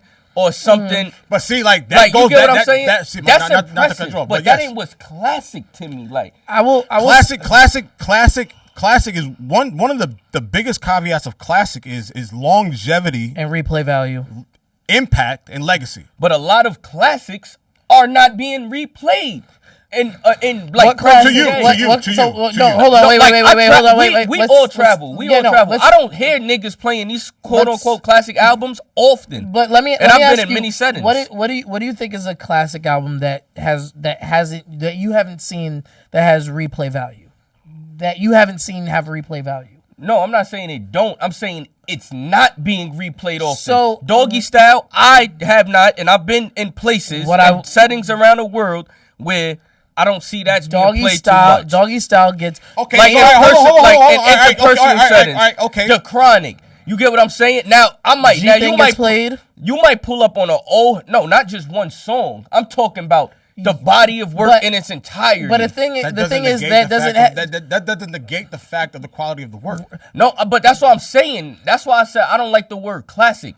I would much rather say an album is impressive. Perfect example. Like hold on. I would much rather say an album is impressive. The production is crazy. Impressive has a time limit on it. No, it don't. Yes, it does. No, impressive has a time limit. Classic does not. If you decide to put I was impressed by that. You know why you can't say that? You know why you can't say that? That has a time frame.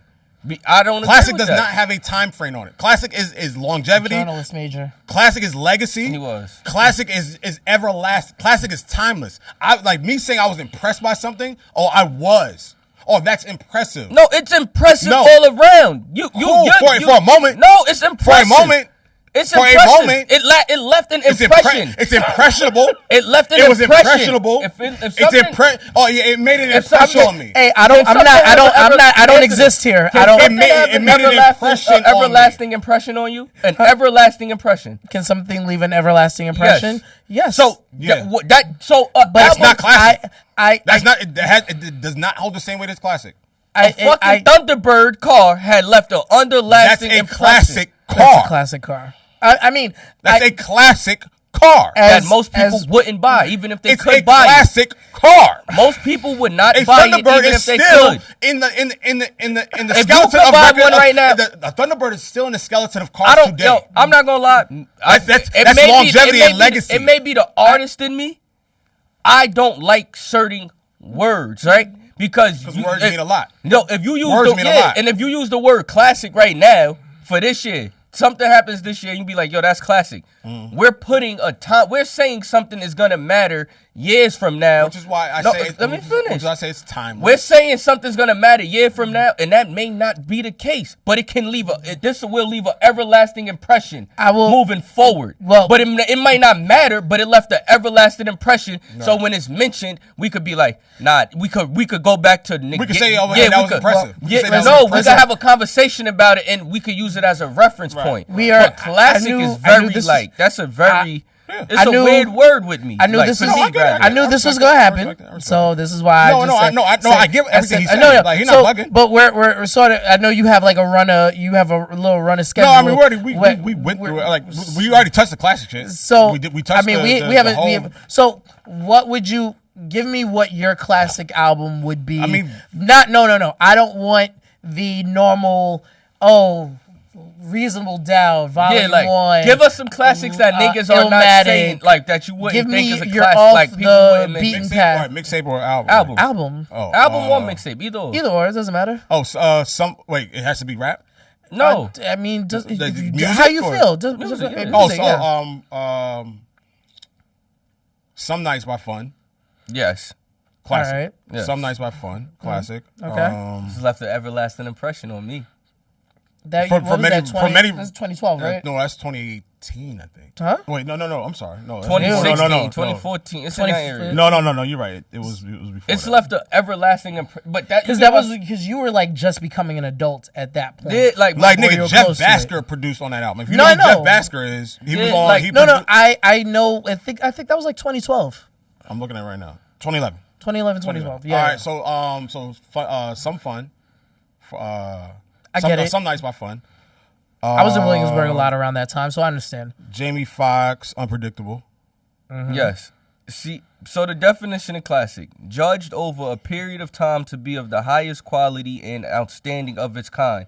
So that's why when we say an album is classic this year that just came out, I get that. He's agreeing with you. He's not arguing with yeah. me. He's arguing with the yeah, scale like of it, it, like the idea of it. Yeah, that doesn't Yeah, make he's sense not- to he's me. not Like arguing. it But has I to. can We agree gotta with you. like that, and that's why I say I need more people to go and sit with projects, and then how did that make you feel? Yes, did the same feeling you got when you first heard it? How you felt when you heard it for the 100th time? Does it feel like resonate? yes? Yeah. And most people, and that's why I say when niggas be like, "Oh, that's a classic."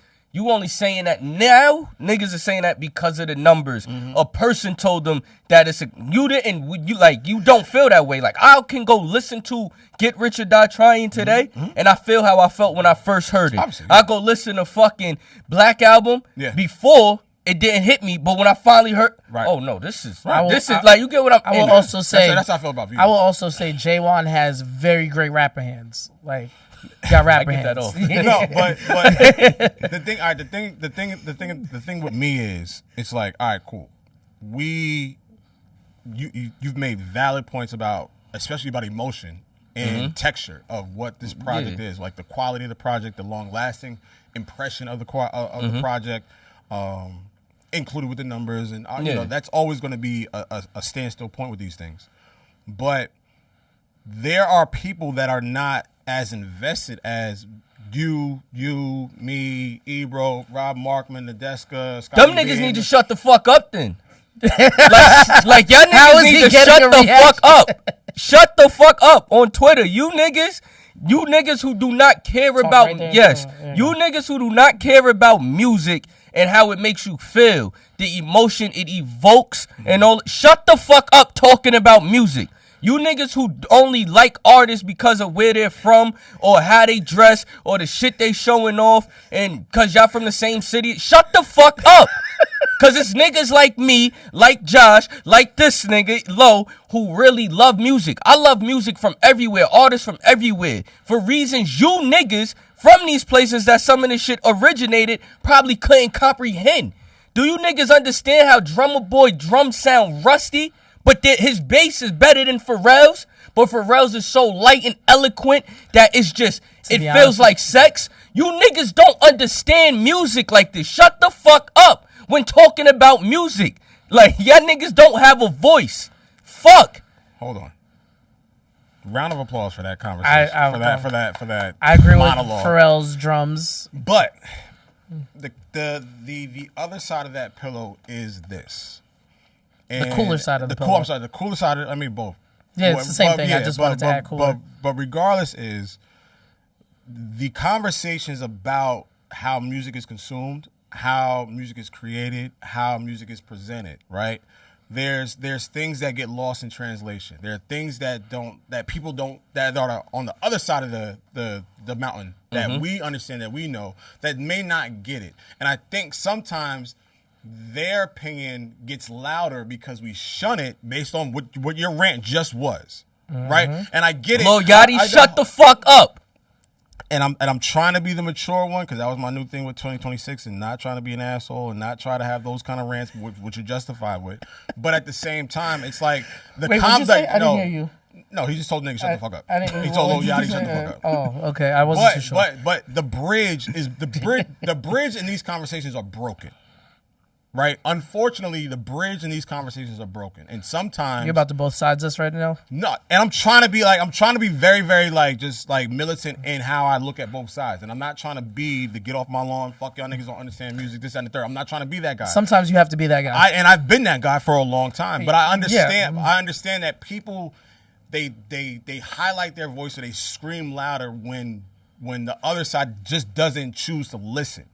Right? So I can understand why a person, like, I just love this person based on how he creates music or how she creates music or how that person makes me feel and this, that, and the third. I get that. I understand that. And it might be biased because it's just one person. To his point, like, you're not understanding the duality between Drummer Boy and Shorty Red and Pharrell and Mike Will and Hit Boy and I can go on and on and on. Yeah, right? So I understand that. But with a voice like yours and a voice like yours and a voice like mine and a voice like the other people that we just named, it is sometimes, not all the time, our responsibility to be like, okay, well, here is why we feel and understand and digest shit this way. Here's why. Right? We can give you the tools, we can give you the attributes, we can say boom, boom, boom, boom, boom, boom. And if you choose to divulge in it, that's on you. Hold on. Yeah. If you choose to, that's fine. If you choose not to, you can't ever say we didn't. I think we've lost that connection of saying, all right, I hear you, I understand you, I get it, I understand your texture, but here's why from people that have lived this shit and understand it and created this shit, this is why we feel so passionate about these opinions and points and words like classic, like impressionable, like this, that, and the third, and timeless. This is why we feel this way because of the artists that we followed from point A to point B. But you know what? Wait, hold on. One thing I'll say about what I'll say is that Jaewon's sort of in a different position than a lot of you guys. Like, I wouldn't even consider myself a voice. I'm nowhere, no, absolutely. You're not. becoming a voice. You're on this platform. No, so see, like, and see, I have a problem with that too because I had that same thing. If you're gonna sit next to niggas like us, you're becoming a voice. So then there, that's the thing I get mad at with certain people. Like, nah, I'm just here. This, that, like and so, third. if you're gonna assume, oh no, I don't hide my hand. Like you find me. So what I will say, but what I will say, the difference between us, Jaewon, is that he's an active player. Yeah, of course. And so his viewpoint of it is there's an emotional standpoint. There's an emotional standpoint, yes, but there is a technical standpoint of it also because of the fact that he's actually in said game. Yeah. It's like talking to an NBA player and talking to him about a jump shot. And he's like, how the hell are you going to tell me about a jump shot when I'm the actual person shooting still? It's Edwards arguing with his coach. How you going to tell me what a carry is and what a true hop step is? It's pretty much every current player that has a podcast against like a Stephen A. Smith or Max Kellerman True Media, and it's players versus True Media. So where Jaewon, and I see this nigga online all the time, and he goes viral he's passionate. because he's very he knows. What's the word? He's very polarizing. Polarizing. There we go. Thank you. And he knows that. And he knows he's polarizing. So sometimes you have to stop doing that. You do that. You know it. Like, he does that because I know. He does that. I know it. I know you know. No, but he does that Gosh G. Willikers shit all the time. He's I don't know why you're upset. Why is everybody mad at me? But why are you fucking mad? So why not? Why not? Why are you mad at bro? My opinion is mine. I'm not saying. Look, hear me out real quick, right?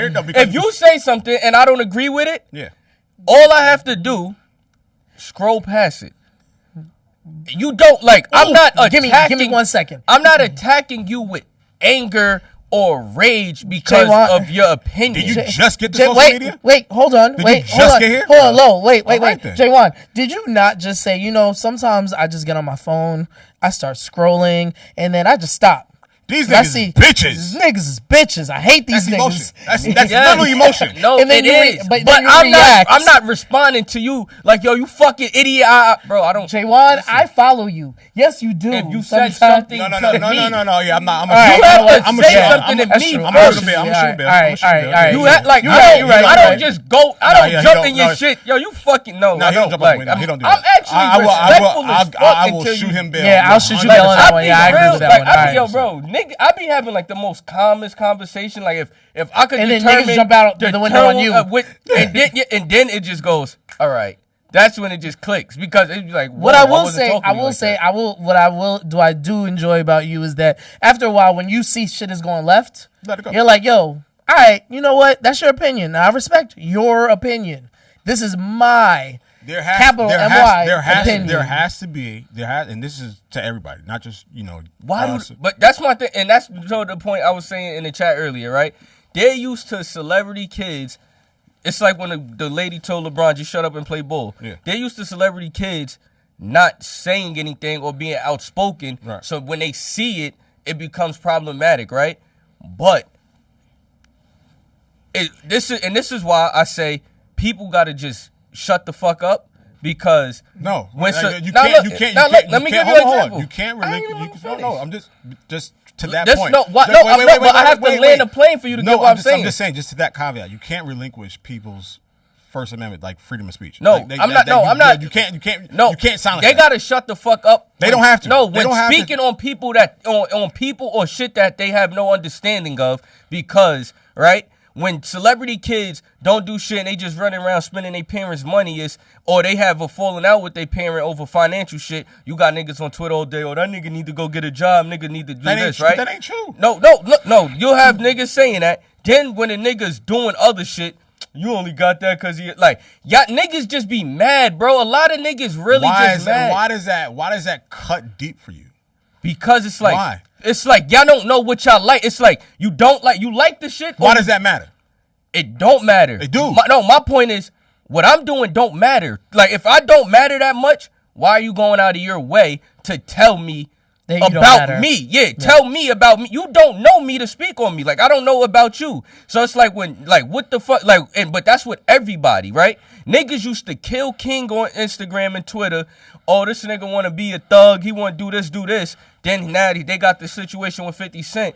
Everybody's championing him. Niggas don't know what the fuck they really like. Niggas just flow. They just following waves, dick riding. It's not a form of transportation. And niggas don't understand that, bro. Social media. I agree. It really. That's my biggest confusion. Here's what it is. Social media is convenient chaos. It's stupid as fuck. Social media, when he was kicking Diddy. Social media. Then him and T.I. start beefing. Now everybody love T.I. Social media is convenient chaos, right? So when it's convenient to their narrative, and when it's convenient to their liking or their bias, they're gonna indulge. They're gonna have fun. They're gonna run. They're gonna add. They're gonna do all that shit. I just feel like if you ain't instigate shit at the lunch table or in the barbershop, you shouldn't do it on social. I feel like social media is their lunch table. Social media is their barbershop. I feel like I'm a person, right? Because we all people, you can see us outside. If you wouldn't do it in a face-to-face place, you shouldn't do it. That's not ballsy. Social media gave niggas a way to be tough, and you not that way, or say shit you wouldn't say in person. I think Lowe's gonna say exactly what I think what I would say. Here's my thing: we have given and we have relinquished so much control and emotion and emotional fiber to the opposition or whatever, 140 characters that they're able to use. That has no understanding of what you went through or what I've went through or what you went through or even our guys behind the scene, right? We relinquish so much access to them when they say, oh, well, Low ain't, he ain't been doing, I know what I've been doing. I know the truth. I know, nigga, I've been in this shit for about 15, 20 years. Yeah. I know it. Y'all can't tell me anything different because the stripes are on my fucking shoulder, on my wrist. That's why it pisses me off, because it's like. That's my point. So you know what it really is, right? You know of me. You know of this person, that person. That's what social media is. Look, you know of this person. Right. I don't know shit about you. Cool. So when All right, we done. My thing is just level the playing field. We done. If we gonna level the playing field. No, see that's your problem. No, that's your problem. So you want Carfax? Yeah, I need no. Why? Yeah, I don't know. No, See, give me the. now That's you stupid why to their if a level. nigga, That's when you stupid. bro, no, That's when you it's stupid. level and playing field. No, so if you, if me and you have, the look, niggas I'm debating with are not on my playing Bro, field. you're right. There's no level. I'm not trying to get your car But watch fast. it. Why I'm not And leveling. that's I'm my not trying to point. level Yo, shit out that's with you. my For what? point. Shut the fuck up. You don't know no Yo, better. nigga, you can talk all you want. Nah. We have control over who we respond to. That's have your fault. I have That's a your real- fault. I gotta.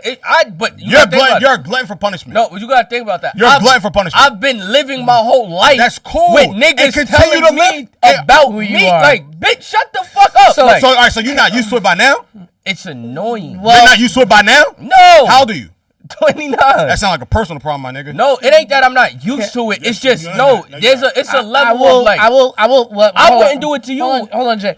I will. What I will say. No, I'm not Oh. saying you. I'm saying, But- I can't do it to a random person. If I go, Neither can I. What I- And no, I but would- no, wait, but wait, no, wait, but this is wait, my wait, thing, wait. right? They'll be like, you never judge a person because you don't know what they going through or went through, right? So then, if a nigga say with wild disrespectful shit to me or another celebrity kid on social media, we supposed to just eat it with 500 people Yes. doing that. Yes. But then if I go and say to you, you poor dirty bastard, your mother got XYZ. You're now, that guy. yeah, Unfortunately, aesthetically, you cannot. yes, So- the fuck. What So the wait. fuck? Yes, I can. Wait. What I will say, I will cop Jay as him being a celebrity kid. Before social media, it was easier because it was very few people, one, that knew you were said celebrity's child. Yes. Right.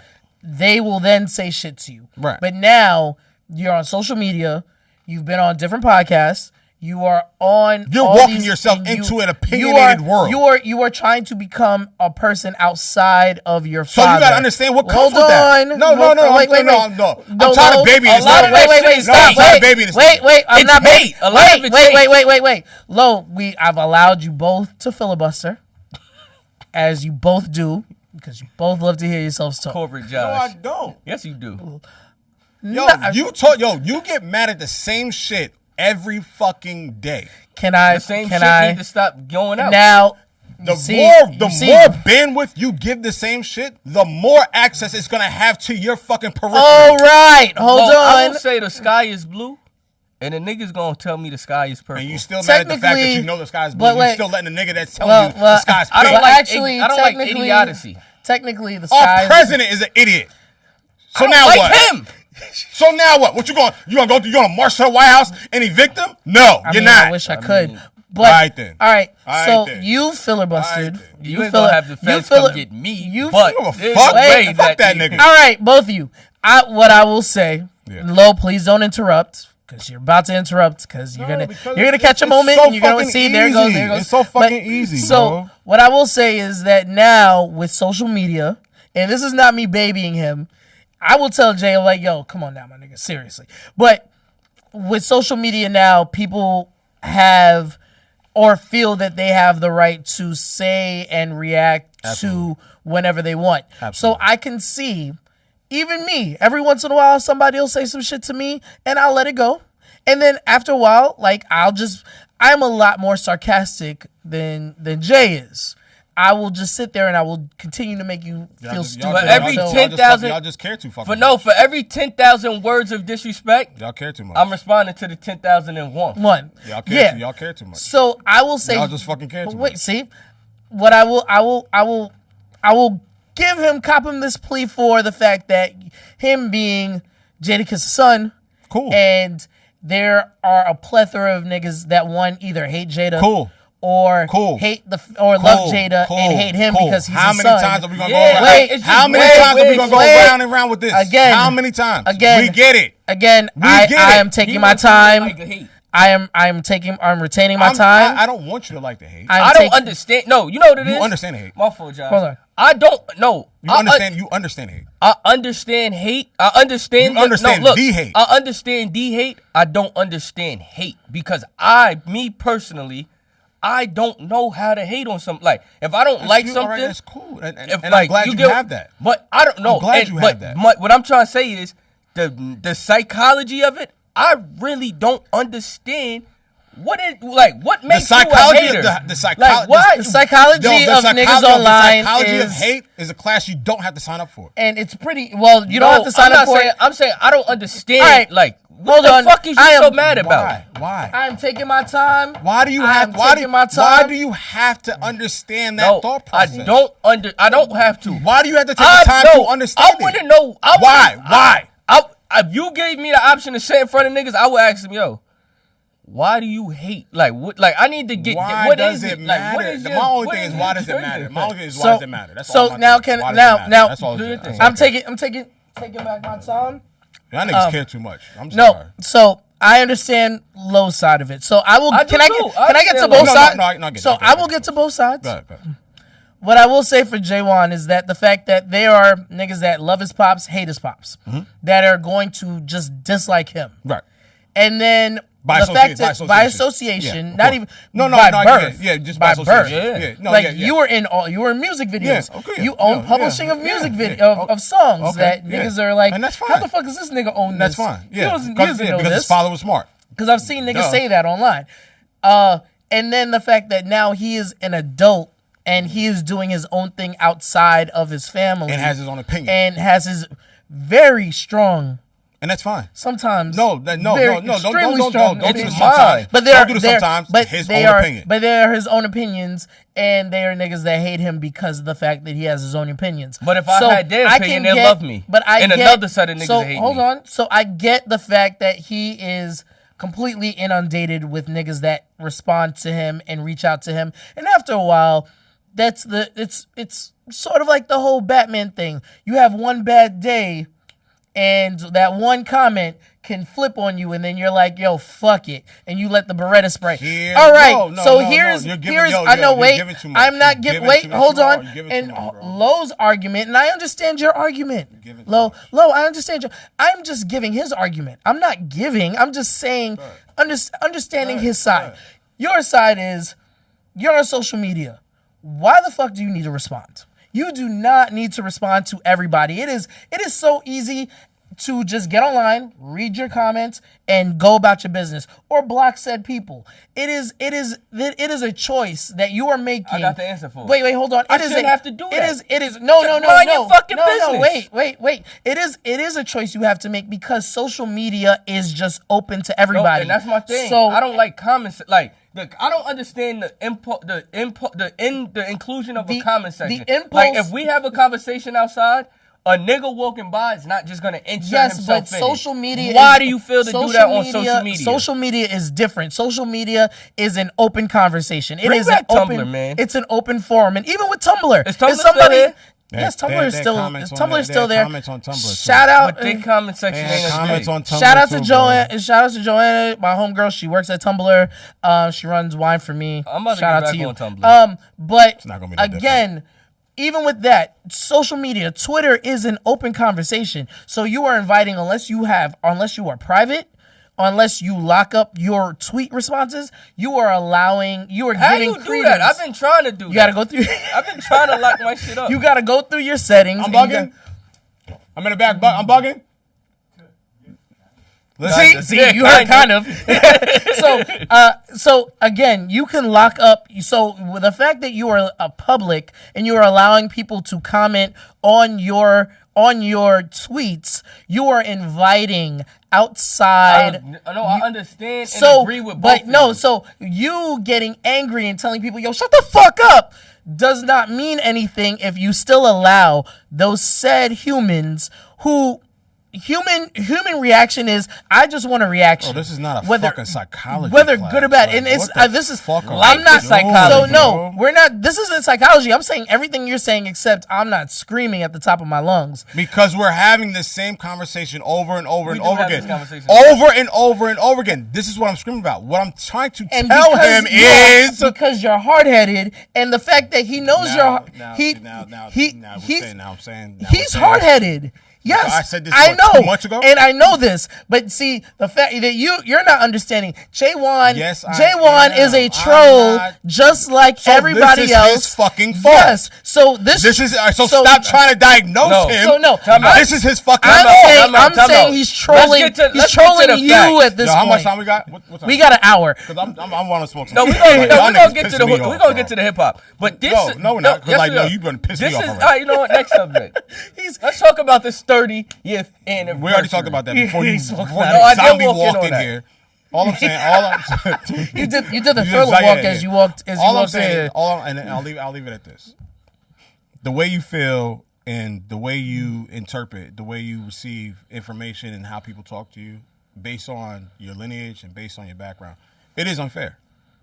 I will grant, not even grant you that. I will put that on the table. Like, it's unfair. It's not cool. It's fucked up. Because No, but it's not just for me. I'm saying for all in general, like, you yes, feel me? but other kids, Other celebrity kids bring it on themselves. Yeah, they bring it on themselves. You bring a lot of it on yourself, too. You're on the cusp of that, but Nah, see, like, you don't want to fucking listen. On the cusp. No, I get why you would say I'm on. A lot of this shit though, some niggas just be mad at you because you don't. We have different opinions, and that's fair. That's like, called conversation. I see a lot. That's called debate. That's I called see debate. Yes, I see a lot of niggas who say shit that I don't agree with. Okay. You know what I do? That's your opinion. And guess what? and I Because, respect it. and because you're wired differently, and because you understand nuance, you understand objectivity, you understand certain things that don't make sense. You're right. I'm educated. You niggas are stupid. and if that's what it is, that's what it is, right? What I get upset about you is it always becomes another cycle of, yo, these niggas, they don't. We I've been know dealing that. with idiots all my life. I haven't. Not you have. He hasn't. No, you have, but you So got to the- think about. I know- alright, I know- so I me know- I being know- me, I know it's the worse. level I of know- idiocy no. is I like know it's from worse. I know it's the worse for you. from the I jump. know it's worse for you. I work But in here, corporate but America. here's All of you are idiots. here's the kicker. Here's the kicker. Once you really start to pop, once you really start to make I'm hold on. disappearing. Once you start to you're once not. you really start to make noise, not to say you're not now. Yeah. Once you really start to like really that once you level. really so on that level, you really like look how they treating hold on. Look how they treating Hov right now. Hove. Look at it like every day. That nigga said Hov. Hov. Look how they treat Hov every day. He probably want to be on Twitter and joke and say shit, and he can't. 'Cause these niggas is mean. But my point is, this is just the tip of the iceberg for you. So if it's raising your blood pressure right now, my nigga, you might want to either stop it, No pun intended. or lean into it. Oh, they don't want me to lean into it. my fault. If I lean Yeah, don't into it, if I lean into it, they'll hate me. April 3rd is coming up, so you really need to put your focus into that. No, I'm great. I'm No, you're not prepared for that. Because nigga, we just screamed at you. You just screamed at us. No, but you know why I'm prepared for, like, so when it comes to the aspect of music and shit, I'm cool. Like, niggas could say whatever they want. Like, I'm with niggas say bullshit in the comments and talk in regards to music. Yeah. I block. They get blocked or muted instantly because Right. it's like Yeah. you 3, 4, 5 of y'all niggas saying some fuck shit Right. to the 200-300 that love it. Right.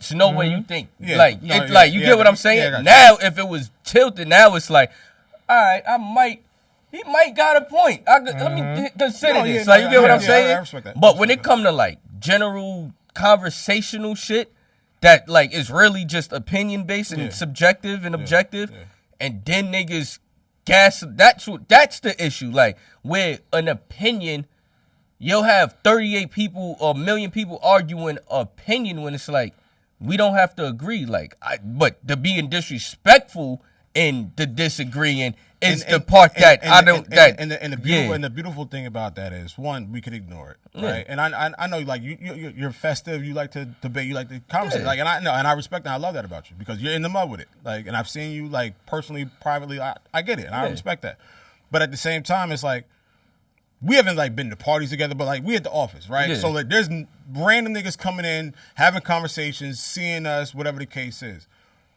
When it gets to that point where niggas are coming at you like, yo, whatever, then it's like, all right, cool, we gotta really like measure up and see like what niggas is on. Yeah. When it's this, like nigga, I had a nigga tell me like, that's why you can't hug your mom because I said I ain't like a Drake song. Like, that's how I knew, like, oh, y'all niggas ain't built like that. Y'all can say that. Y'all can say that anytime you want. Y'all niggas know where I be at every fucking That's day. insane. That's my point. So I've reached that I'm not gonna, me, if I was you, I'd be on Twitter right now till this day disrespected. I would be on that nigga's head top every day. But this is what every day I wake up, good morning, thank God, you suck my dick. But this is what I was telling y'all the other day. I've gotten to a point where it's just like, you're not going to find that person. That person will never say it to you. That person doesn't even know what. The fucked up part about you could be online in McDonald's and you tweet, it's a nigga standing behind you that's following you. You don't even know what's what I will give love. Like there was a dude that commented on the IG page. What? On some shit. That was seen him. You said you seen him. Yeah, no, I saw the. No, I haven't. No. But like there was some dude that commented on on the IG page with you, me, and Ferg. And he said, "Oh, y'all niggas making three pussy ass niggas, whatever, some shit like that." Yeah. And then Low, I saw it way before Low even made a comment, and I was like, I went to the dude's page. I was like, oh, I'm about to fry this nigga up. I took screenshots, about to fry this nigga. And then Low was like, damn, my G, and I was like, Low being a fucking adult now. I'm like, and then I had to. That's what it like. Damn, my nigga. And then I had to follow up and be an adult and be like, ha ha ha. And then because it's like, yo, bro, like if nigga, like if it's ever that serious, y'all niggas know where I be at. If it's ever that deep, y'all niggas know how to get to me. I'm not shy. I'm not private. Y'all know where I be at. 184 First Ave. If there's ever a problem, if there's ever a situation where I had to get out of there the other night. It was too many. Once the YNs came in there, I said, yeah, it's time. Wait, when I wasn't there? The night we was in there, yeah, all the YNs came in and said, yeah. But I saw that. No, I get it. But my whole point is, like, I understand people say, yo, Twitter is not a real thing. It is a real thing. Twitter is not the real world. It is the real world. Yeah. But there are certain things where I'm just looking, I'm like, yo, y'all niggas is not built like that. And that's fine. Like, I'm not going to hold you to that. I will say, I really don't care. For me, it ain't a matter of caring. I just genuinely don't understand it. And I think that's the part I understand it wholeheartedly. No, I understand it wholeheartedly. I understand that you can't beat the internet. I just don't understand, of all the things you could say or be worrying about, especially if you don't follow a person, why talk to a person that you have with because people want reactions. That's it. It's the internet. Social media is an engagement as a engagement form. As a nigga that's been online since GeoCity. Old and fuck. I'm sorry, I'm old. What are we GeoCity, Black Planet, Mi Gente, the hip hop forums. Boxton.com, my comment section, non-right comment section, SOHH, like, fucking bro. AOL chat rooms. Niggas say shit just to get reactions. That's it. And if they can get a reaction from you, it's like, I'm gonna tell you the niggas who really, it's a dopamine high. I'm gonna tell y'all the niggas that really piss me off that do it. You really care. The niggas that's old as fuck. Like, niggas that's older than y'all that's on Twitter being disrespectful. Because it's like... So what? No, I don't care. It's like, nigga, what the fuck is so wrong in your life? Like, you do care. And here's the thing. I was about to say that. Here's the thing. We done had an hour conversation. You care. Yeah, I care. Fuck it. You care. Like, don't say, like, let's not... You care. Because it annoys you. And you're pissed off. No, let's... I don't care because it affects me internally. I care of the, like... I care about the world so much and people that it's like, if the optics. If I knew you as a person, like if you was my friend and I knew you as a person and I seen you doing this to another celebrity, I'll come to you like and be like, yo, bro, I'm not gonna lie. None of my friends ever did that. No, but that's what I'm saying. Like I would come to you as a friend, be like, yo, bro, I'm not gonna lie. That's like that shit you doing is weird. Yeah. Stop doing. Like you get what I'm saying? That's how I know my world is fine because my world don't do that. But that's what I said. I care about the world. Like I care about my world. I'm saying I care about the world as a whole. No, I don't care about the world as a whole. But that's just a whatchamacallit with me. Like you feel me? You are a glass half full type of person. Yeah, like you feel me? Like and like. But at some point you're gonna have to lose that. No, but on some point, overall, like outside, I genuinely don't give a fuck. At some point, but that's the psychology in me. Like sometimes I just want to have a conversation with people and get to the root of it. Like, because y'all didn't see me on Twitter, nigga, go crazy, and I was like, yo, bro, like, are you okay? No, you be like, yo, you good? Like, you feel me? Like, no, that shit. Okay? Like, so there are things that both of you niggas do that I look and I'm like, damn, these niggas is mature. Like, Low. I know. It was something about Jason Tatum. They was like, yo, he's coming back tonight. Right, today's Friday, right? And I said, yo, I think I said, yo, that's a big mistake. A nigga retweeted and said, stick to music, nigga. And I retweeted, I said, you all right? I said, you all right? Like, what? You good? stick to me. I said, nigga, you good? Like, Low will do what's the up? Like- Low will do the nigga, you good? I'm like, yo, you straight? And then like, yo, my nigga, like, Jaewon will do some shit like, I'll kill you, yo, that's nigga. my opinion. As your opinion, I respect it. No, I'll do that too. And I'll do no, but Jaewon does it all the time. Like, I respect But your you be like, yo, damn, really, my G? I'm like, yo, you all right? And I'm like, yo, we and good? I see you niggas responding. I'm like, I'm just sitting there like, I'm like, here yo, it go. He I doing don't bullshit. care. I sit don't back, I'm like, care, bro. I'm like, It's fun. It's fun. I know. So the bottom line, fuck Twitter and you niggas. No. No. It's not. No. It's not that. We're gonna end it here because I'm ready to smoke. My thing is this: Twitter and social media, whether it's TikTok, Instagram, whatever the case is, it can be utilized as a tool. It can be utilized as a resource. Or hindrance. It can be both, right? But if we focus on the aspect that is negative to our being and to our process, That's what it's you're going gonna to get. be Yeah, that. that's what you're gonna It's get. going to be the algorithm, right? So when I look at you and I talk to you sometimes, and I be like, "Yo, whatever. Like, don't do that. Don't worry about that." It's not me saying you can't handle it or you're not equipped to deal with it. You're just saying it don't make I'm just sense. saying, like, yo, bro, it don't make sense. Right? Like, it don't make sense. Our you're conversations in the office are way more key to help you deal with that bullshit. Like me, you, Ra, him, Ahmed. Those are great conversations. And what do I text you every time we leave? I'll be like, yo, Great great conversation, right? Yeah. We're not getting that shit off of Twitter. And Twitter's entertaining. It's fun. Yeah, I love it. Sometimes it's chaotic. Yeah, I love it. But No, at the some end- days I'll be on there and I enjoy the reckless shit. right. I'll be like, Yeah, well. but there's some days where you get upset, you crash out, whatever the case is. But what I'm saying to you, as your career, Well, I crash out to disrespect.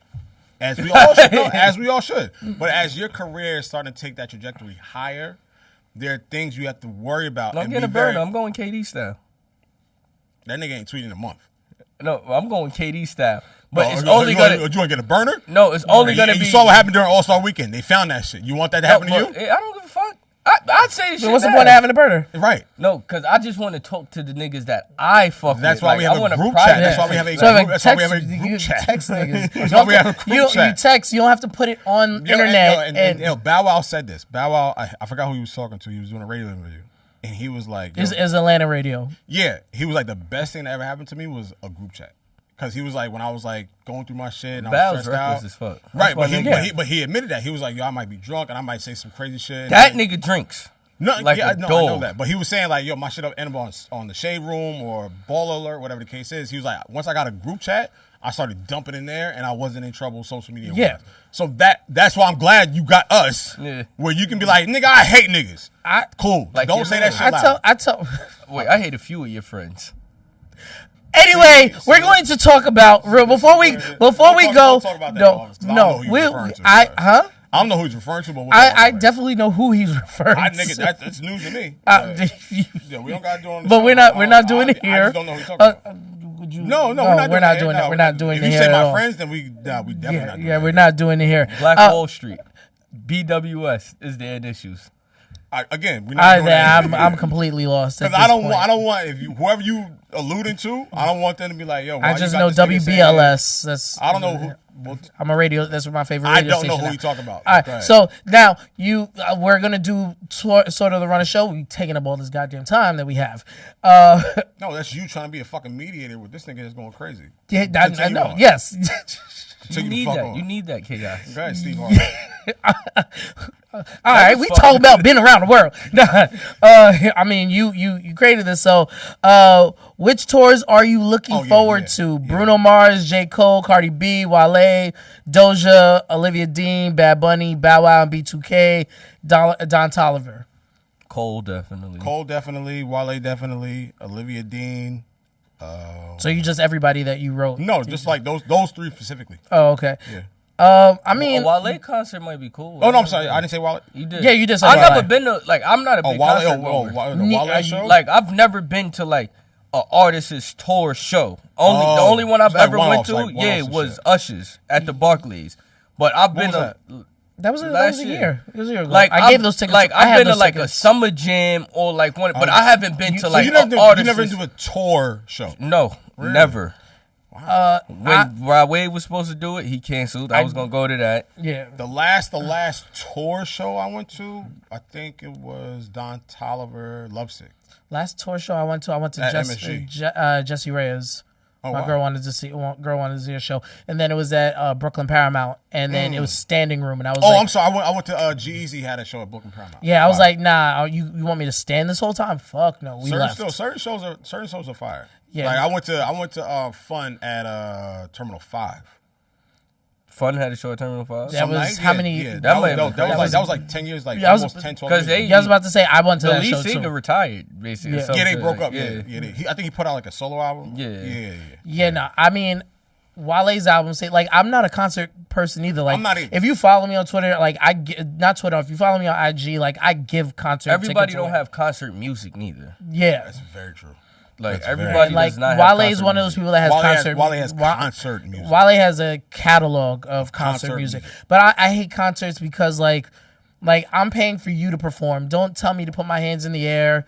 Don't tell me to sing the song. I'm going there to have a fucking time. I'm You going tell me to there- put my hands in the air. But it let's depends go. on the artist. Like I Yeah. feel like Yeah, I would for sure. enjoy a Jay-Z, like I would enjoy a Jay-Z concert because I love lyricism. So just You be And at no, home. and Jay's Yeah, like, I would be at home, like- Jay's concerts literally are Jay center stage, Mike talking to the audience. no Yeah. backtrack, just a band and just him I rap. think I went to the 444 tour. I would love that. That was Cole. fire. That I was would fire. love Cole's. You feel me? I Yeah, would love yeah. Cole's. Yeah. Kanye has a good Kanye Kanye- concert. Kanye- but Kanye has a it good depends Kanye on- Kanye has a concert. good Yeah, break. But I feel like it depends on the music he's playing too. Because some yeah, artists yeah, are good yeah. performers, but Yeah, yeah. I don't want to hear that album being performed. Yeah. Like, you yeah, get what no, I'm saying? like Yeah, I went during the Glow in the Dark tour. That was the last Kanye concert I went I to. went to the Watch the Throne tour. That's a different level of. Yeah. Oh my god. Yeah, I took my mom to that. I went to Jesse Reyes. That was the last one I went to, and then before that, I think I got invited by the label to go see Lotto perform in Brooklyn. That's in probably some- fire, yeah. Like I in gotta some- see Rod. It was Wave at perform. it was at That's what's sad. the That's bar? A sad night. What's Off the mushrooms. I'm gonna have a ball. and I'm gonna have a ball. But again, if you He's so follow dead me, serious. I give tickets away all the time because I hate. Yeah, you probably don't want to say that publicly. No, I don't care. Don't. Just- Because niggas gonna be in your mentions and you be like, I hate these begging. No, I don't get because unlike him, I don't react to everything. I just ignore a lot of shit. No, If you don't, nigga. Like you really be on. Only fucking time Twitter. I don't nigga, ignore I see you on shit- Twitter talking shit. All Only the time time I don't ignore shit is politics and Knicks. Outside of that, sport. If you talk to me about music, I don't respect a lot of people's music opinions anyway, so I ignore a lot of you politics, niggas. so I'm But when cool it on comes to when it comes to the Knicks, I will engage. But when it comes to music, I don't listen to you niggas. Yes, you do. I really don't. yes, you No, do. I laugh Yes, at a you lot of do. you niggas in your Yes, you do. opinions. This is why I hate y'all niggas. Y'all niggas be lying because I listen to niggas. I watch niggas. I read niggas shit. You listen- You nigga, because you respond with the most snarkiest, smudge, dismissive He's shit. corporate. No, he know what he doing. He know like And- he cares too. No. We gotta stop. We gotta stop acting like we don't care. No, I don't care. When I Yes, you do. respond Yes, to you you in do. a Everybody smug- cares. That's to what a I'm saying, degree. like, And Stop when that. I Stop that. respond in a smug way, You care. And if you don't have a response to it, then I like the nigga I was like, oh, you were on the IEP, weren't you? And then he just stopped responding. Yeah, because you it care. was Yeah, great. Yeah, you care. You care to do the research. I really just No, think I the didn't even do nepotism shit. I didn't. The nepotism shit's really the shit. I You're don't not like. going to live that down, You're- and No, it's I know never going that. to get away from you. No, I So know get that, but over you know it. what? You know what? Why it pisses me? Because it's like, bro, we're in our late 20s, 30s, like, Okay. And like, your father's still active. Sorry. No, but even with that, it's just like it comes off as if you're speaking as if we're like kids. Like you get what it's like. That's how they look at you. They Is should- that the reality? But you know why they No. shouldn't, bro? I like y'all niggas didn't know me when I You were was. a kid. Yeah, were like, a you kid. feel Now me? you Y'all a niggas loud- ain't now you ready. now you a Again, loudmouth, opinionated I was rapper. like that. But you are a rapper who is the child of Bro, a it's so, top. it's A literally nigga that one low don't plus- like. It's literally it one is- plus one. If your father sucked as a rapper, No one it'd would be give a fuck different. about you. it would be different. No one would give a fuck about. Nobody if would your father care. was ass. No offense. No one would give a fuck about no you. offense to Benzino, but that's why Coyle Ray is doing so well because she's better than her father. Nobody gives a fuck. Your father is a classic, one of the best lyricists we've ever seen grace a microphone. Ever. They care about anything Who's attached to him. Who's rapped with all the top How tier you not rappers. They didn't care about me for a long time. But now they do. And now you're vocal, and now you're making. And you're very vocal. Now you're making, great music. You have a new project coming out in about a week and a half when it airs. Damn, that. Oh shit. I mean, when it airs. So yes, they care, my nigga. You was on one of the biggest podcasts in hip hop. They care. It shouldn't be that lost on you about why niggas it's not lost on him. You know what? Jaewon is a rapper still, so Jaewon likes to hear these things said to him. He don't fucking listen. No, he hears you. He see as you're saying this to him, you see the I'm laughing at smile? him. You see the smile? This is why I don't like talking to him. You see the smile? Because he wants you to tell him how great he is. See, and you're feeding into it, and it's the troll, which I told you earlier, and I was like, he's trolling you. He's trolling you. Never looked at it like and that. I literally said, he's trolling Never you, looked at it like that. and you just Never looked ignored at it. and went over your fucking head. Never looked at it like that. Every time you niggas get in an Never argument in the looked group at chat, like that. it is. And I gotta give You you are grace. That was you good. are That was good. you are a premier I'll tell voice. you, You are a premier voice He upsets in the me. hip hop He space, upsets me every and time. you decide let it to have engage it. with him. It is manipulation. I never This looked- nigga went to college. No, he is because smart. He's intelligent. I thought he was. He's engaging. not being serious No, when he I gets thought he was angry about engaging these with me things. because I thought that No, was my he's friend, engaging and I with you thought that because he was needs you someone to that- stroke his ego. Right. I thought he was like. I thought he was trying to engage with advice and experience. Nah, okay, It's a little bit. It's 60-40. So now that you say that, cool. We're gonna end this program right now. Don't pull up to the fucking office because now I understand what you've been doing for the last 3 months that we've been friends, and I don't like that, and I feel like I've been taken advantage of. So this has been the episode 9 of the You Heard That New podcast. Low, no, fuck you. I gotta That's go because there. you know Yo, you why did. you let him lie like that? Well, because I tried to tell you sat there and smiled. I tried to tell you this whole time. I've been smiling since So I you're walked angry at in me here. because you didn't listen? I'm not angry with you. See, you were like, yo, shut up, don't say anything, because you knew he was doing the whole time. I'm not angry with you. Squidward. You're disappointed? I'm disappointed. How are you disappointed when I tried to tell you and you decided not to listen? I'm flabbergasted. Bro, I've been smiling since I walked in. Bamboozled. Yeah, bamboozled. Never ordering your Plymouth hookah Rock didn't land. Never- We didn't land on never Plymouth ordering Rock. your Plymouth hookah Rock again. landed Never- on us. I'm never ordering your hookah again. Don't ever call me. Don't So ever. Low, What's up? since you're in the guest seat, what would you tell to young Low? What would your advice to young Low be? Don't talk to Jaewon and try and give Jaewon advice because he's fucking with you the whole time. My advice to my younger self. Talking to that camera. Yeah. That's a good question. My advice to my younger self is Enjoy college. that's part of it. Drink heavily and just get out the system early. No, I'm not gonna stop. Don't be. I got some pamphlets Don't be of that. timid. Don't be timid. I was very timid. You've made up for it. Yeah, I was very timid in high school. I was very timid in college, even after college. About what? I can't picture you being timid. Because I wasn't like when I was growing up, I wasn't the kid that was running around with girls. Like I was playing video games, I was riding my bike. Like I just didn't care about none of that shit. Like I didn't really give a fuck. Like I wanted to go to school like in Jersey. Like my mom was like, nah, you gotta get out of here. Like you gotta go see the world. You gotta figure it out. Shout out to your mom doing the smart thing. Yeah, she was like, you gotta get the fuck out of here. So like I was just like I was very sheltered. Like I was a late bloomer. Like I didn't drink. I didn't give a fuck about. I lost my virginity late. Like all this shit. You feel what I'm saying? So like, if go out there, jump and do shit. Now I'm interested. What'd you lose your virginity? Yeah, I was Like at about to 21. ask you. 21. 21. All right. Yeah, 21. All right. I'm not afraid to admit that. I don't give a fuck. Was it a beautiful experience? Yeah, I lost it in the college library. Yeah. Oh, okay. That's it's a good experience. College library. How? That was your Morgan State, senior nah. year. No, that was my Junior? No, that was my sophomore. 21. I think. Nah, 19? junior or I think it senior? was like 20 or 19. Okay. Yeah. Sophomore year. How does that even happen? In the library?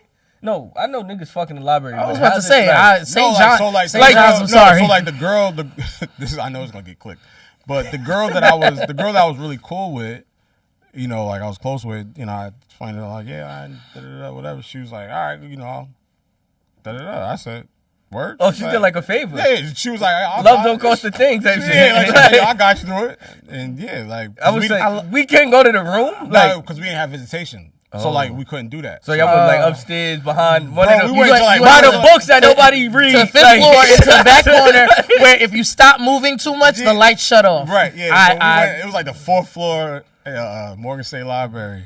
And we fucked. I put the condom in a book. That shit probably still there. Wow, nasty nigga. Yeah, but like that's how I lost my virginity. Like on some real shit. Like, Did you keep fucking her afterwards? Like we kept fucking after. That's tough. Yeah. But she was like just a good friend. But like, she was to your point, your first time fucking, y'all was standing up. Like you didn't get to lay down. We was on like the desk, like the you know how like in the library. Yeah. Like white people. Y'all had like white people office sex. Sex is sex. I lost my virginity young, so yeah. I respect those that. I don't No, I wish I would have waited. I wish I would have waited. No, I wish. I didn't care. Like when I lost my virginity, I was one, I was really young, and two, I was just like, I just wanted to get it out of the way. No, I didn't care. And then once you do it, it's like, when I did it. That's how I looked at it. Like I was like, I'm like, that's it. That's literally how I looked. That's literally how I looked at it, and I was like, all right, well, I don't need to do this again. Yeah, I'm like, all right, I can wait a while. Yeah, I'm like, y'all been screaming about this the whole time. I'm like, all right, that's what's up, and that was it. And then high school came, and then I was playing sports, and then I was off to the races. So, all right, so I have a theory. I don't think it's so much that it's the sex. Like when you have that, when you in that phase of horny, it's the kill. It's the chasing. It's the chase. It's the kill. I didn't have to chase though. No, not that. We know you don't have to chase, but it's the how many can I get text? It's the texting and the calling. It's the anticipation. And then you do, and it's the cat and mouse. When I was on my football team, and niggas on the football team know this, in Wellington High, we literally had like a whiteboard that the coaches used to like write all the plays down on. And be careful, whatever you about to reveal. No. But we would just like, boom, check mark, boom. Oh, word, you went to this party? Who? Boom. Oh, you mean Carfax? Yeah, we used to, and niggas used to lie on their dick all the time, like you know how niggas do. And in high school, that's what all niggas were doing. Yeah, but that in high school it was off to the races. Like the reality is, a lot of niggas don't get as much pussy as women think that niggas just be out here fucking. Women have more options than men. No, niggas be out here fucking. No, niggas do. Like let's not. But the niggas that you think are out here fucking, I don't give a fuck who it is. Like niggas out, niggas be out here fucking. Nah, I don't care who it is. No, bitches be fucking. It's funny. Your girl always thinks we be fucking. Your girl, like everybody be fucking. No, your girl always. People are fucking, but I'm saying like, it's the women are the women are the ones that's really. They're the ones that like a nigga could. Niggas be fucking every some day. niggas could be like, yo, I got something lined up. But it's really on the girl. Like, you get what I'm saying? I get what you're saying. It's the women.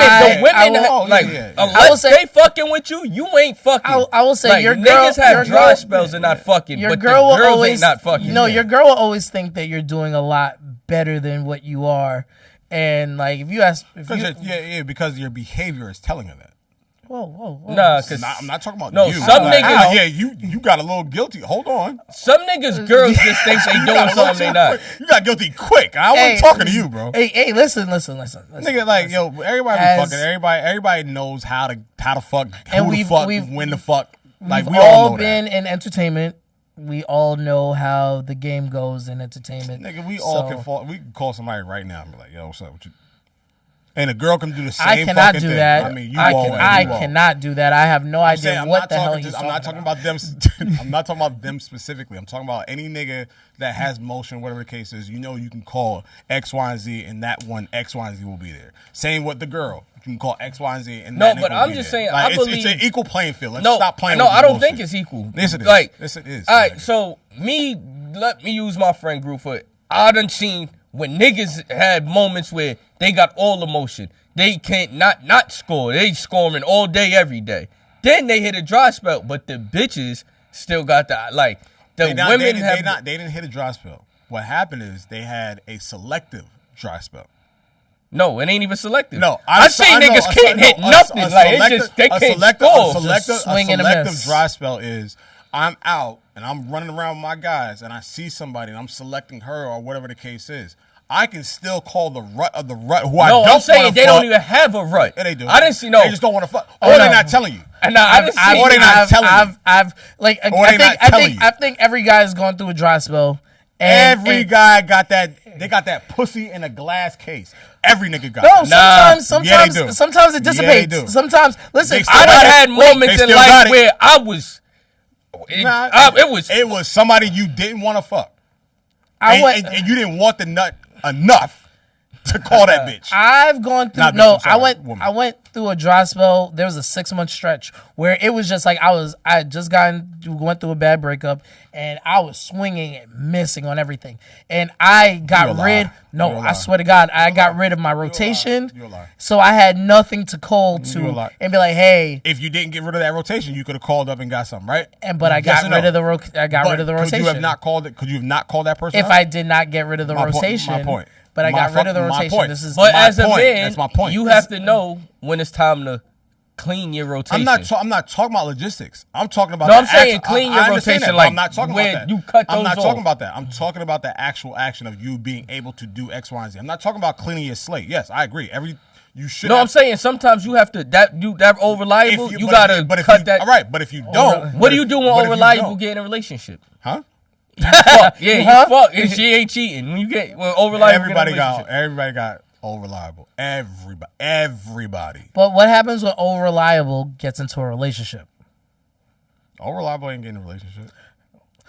I've had situations where gonna kick that door down. He's like, He gonna kick that door down. Let me in, baby, please. bro. Just share. We can share her. I'm too old for that. This is a safe space. This No, will not go out to the I'm internet. cool off of that. Shit. I'm too old. But yeah, no, yeah, no. Y'all both in relationships, so we don't gotta talk about this shit. Anyway, this is the end of the episode, my nigga. 'Cause we going to uncharted territory. Y'all niggas are fucking like honest, homegrown men. So we're not going to go into that area. And we've been drinking that Black Barrel. So we have. He's still I'm glad, recovering. no, he's getting back to normal. I can see it now. Oh no, he got to normal once you bigged up his aura, his ego. Fucking ego. He Bitch ass nigga. No, once immediately sobered him up. my headache disappeared a while ago. That's when you tapped in. Yeah. That's when he was just like, all Once right, I I'm gonna took just the show shades this. off. Yeah, when I put the shades on, He's I'm like, like, oh, he's present. I'm like, oh, It he's about to really start. happened when I was like when I had the rent. That was the like the rent is when. And then I just saw it trigger you, and I was just like, No, that's good. Nigga, it's content. It's good content. That's good content. Yeah. Yeah, so this is episode 9 of You Heard That New Podcast. Thank you for Jae'won chiming in, putting up with the bullshit, with the drunk headache. I'm glad you had a good time at your band's birthday party. Whoever his name is, happy birthday, brother. Minnow. Salute you. Josh, we got to do these probably like once a month. Yeah, You know this what will I'm be saying? this will be fun. Jaewon will be here. Yeah, we got a special guest coming up Shoot for the the next shit. episode, and we'll make sure that shout out to Q. But yeah, like, subscribe, comment, YouTube, Instagram. We're gonna try to build our TikTok. We be big on Twitter. Hit us up. Any comments? Any questions? And we're gonna try to build our playlist as well. Yeah. Yeah, we're gonna try to do some new tough. things as 2026 continues on. But thank y'all for tuning in. This is a very, very fun experiment that we've been trying out. But we're 10 episodes. We're about to be 10 episodes deep. So appreciate you, Josh. Friend of the fam, Jaewon's in the building. April 3rd. April 3rd. Talk to us about that before we get out of here. The North Star. Yeah. This is the sequel to my first take, The Heart of the North. I'm trying to see if there's going to be a third installment. Not sure. I think the story ends with everything in my life thus far up until now. So I'll probably go. Yeah, I don't know. But yeah, I enjoy it. This, to me, may be a classic for me. Cool. People may not understand that, but for me, it may be. So everything's complete? Yeah, I'm just waiting on the last few masters. Okay. Features that you can tell us about? You want to wait? My man Black Pearl is on there singing, and I got Butter. Okay. You're familiar with Butter, all right? Yeah. So they on there, and Carter Brown. My man Nice. Carter Okay. Brown. Like, you feel me? So I got it real. I wanted to implement people that don't get looked at often. Right. But also I didn't want to rap with nobody else. I just wanted like vocals. Like Yeah. and like you feel me? And that was how I went with the features. So that was the vibe for me. There it is, Jaewon, North Star, April 3rd. This is You Heard That New Podcast. My name is LowKey. This is my man Josh, Jaewon, friend of the fam. We're here for a minute. We ain't going nowhere. They saying that podcasts are dying. You're lying. And they say you have to get to 10 episodes. And then We got 10 episodes, right? And then Oh, we're we're almost up- there. yeah, Almost yeah. there. Well, next week, one more. we pull up one Q. more. Yep. All right, yeah, we ain't going nowhere, bitch ass niggas. We out.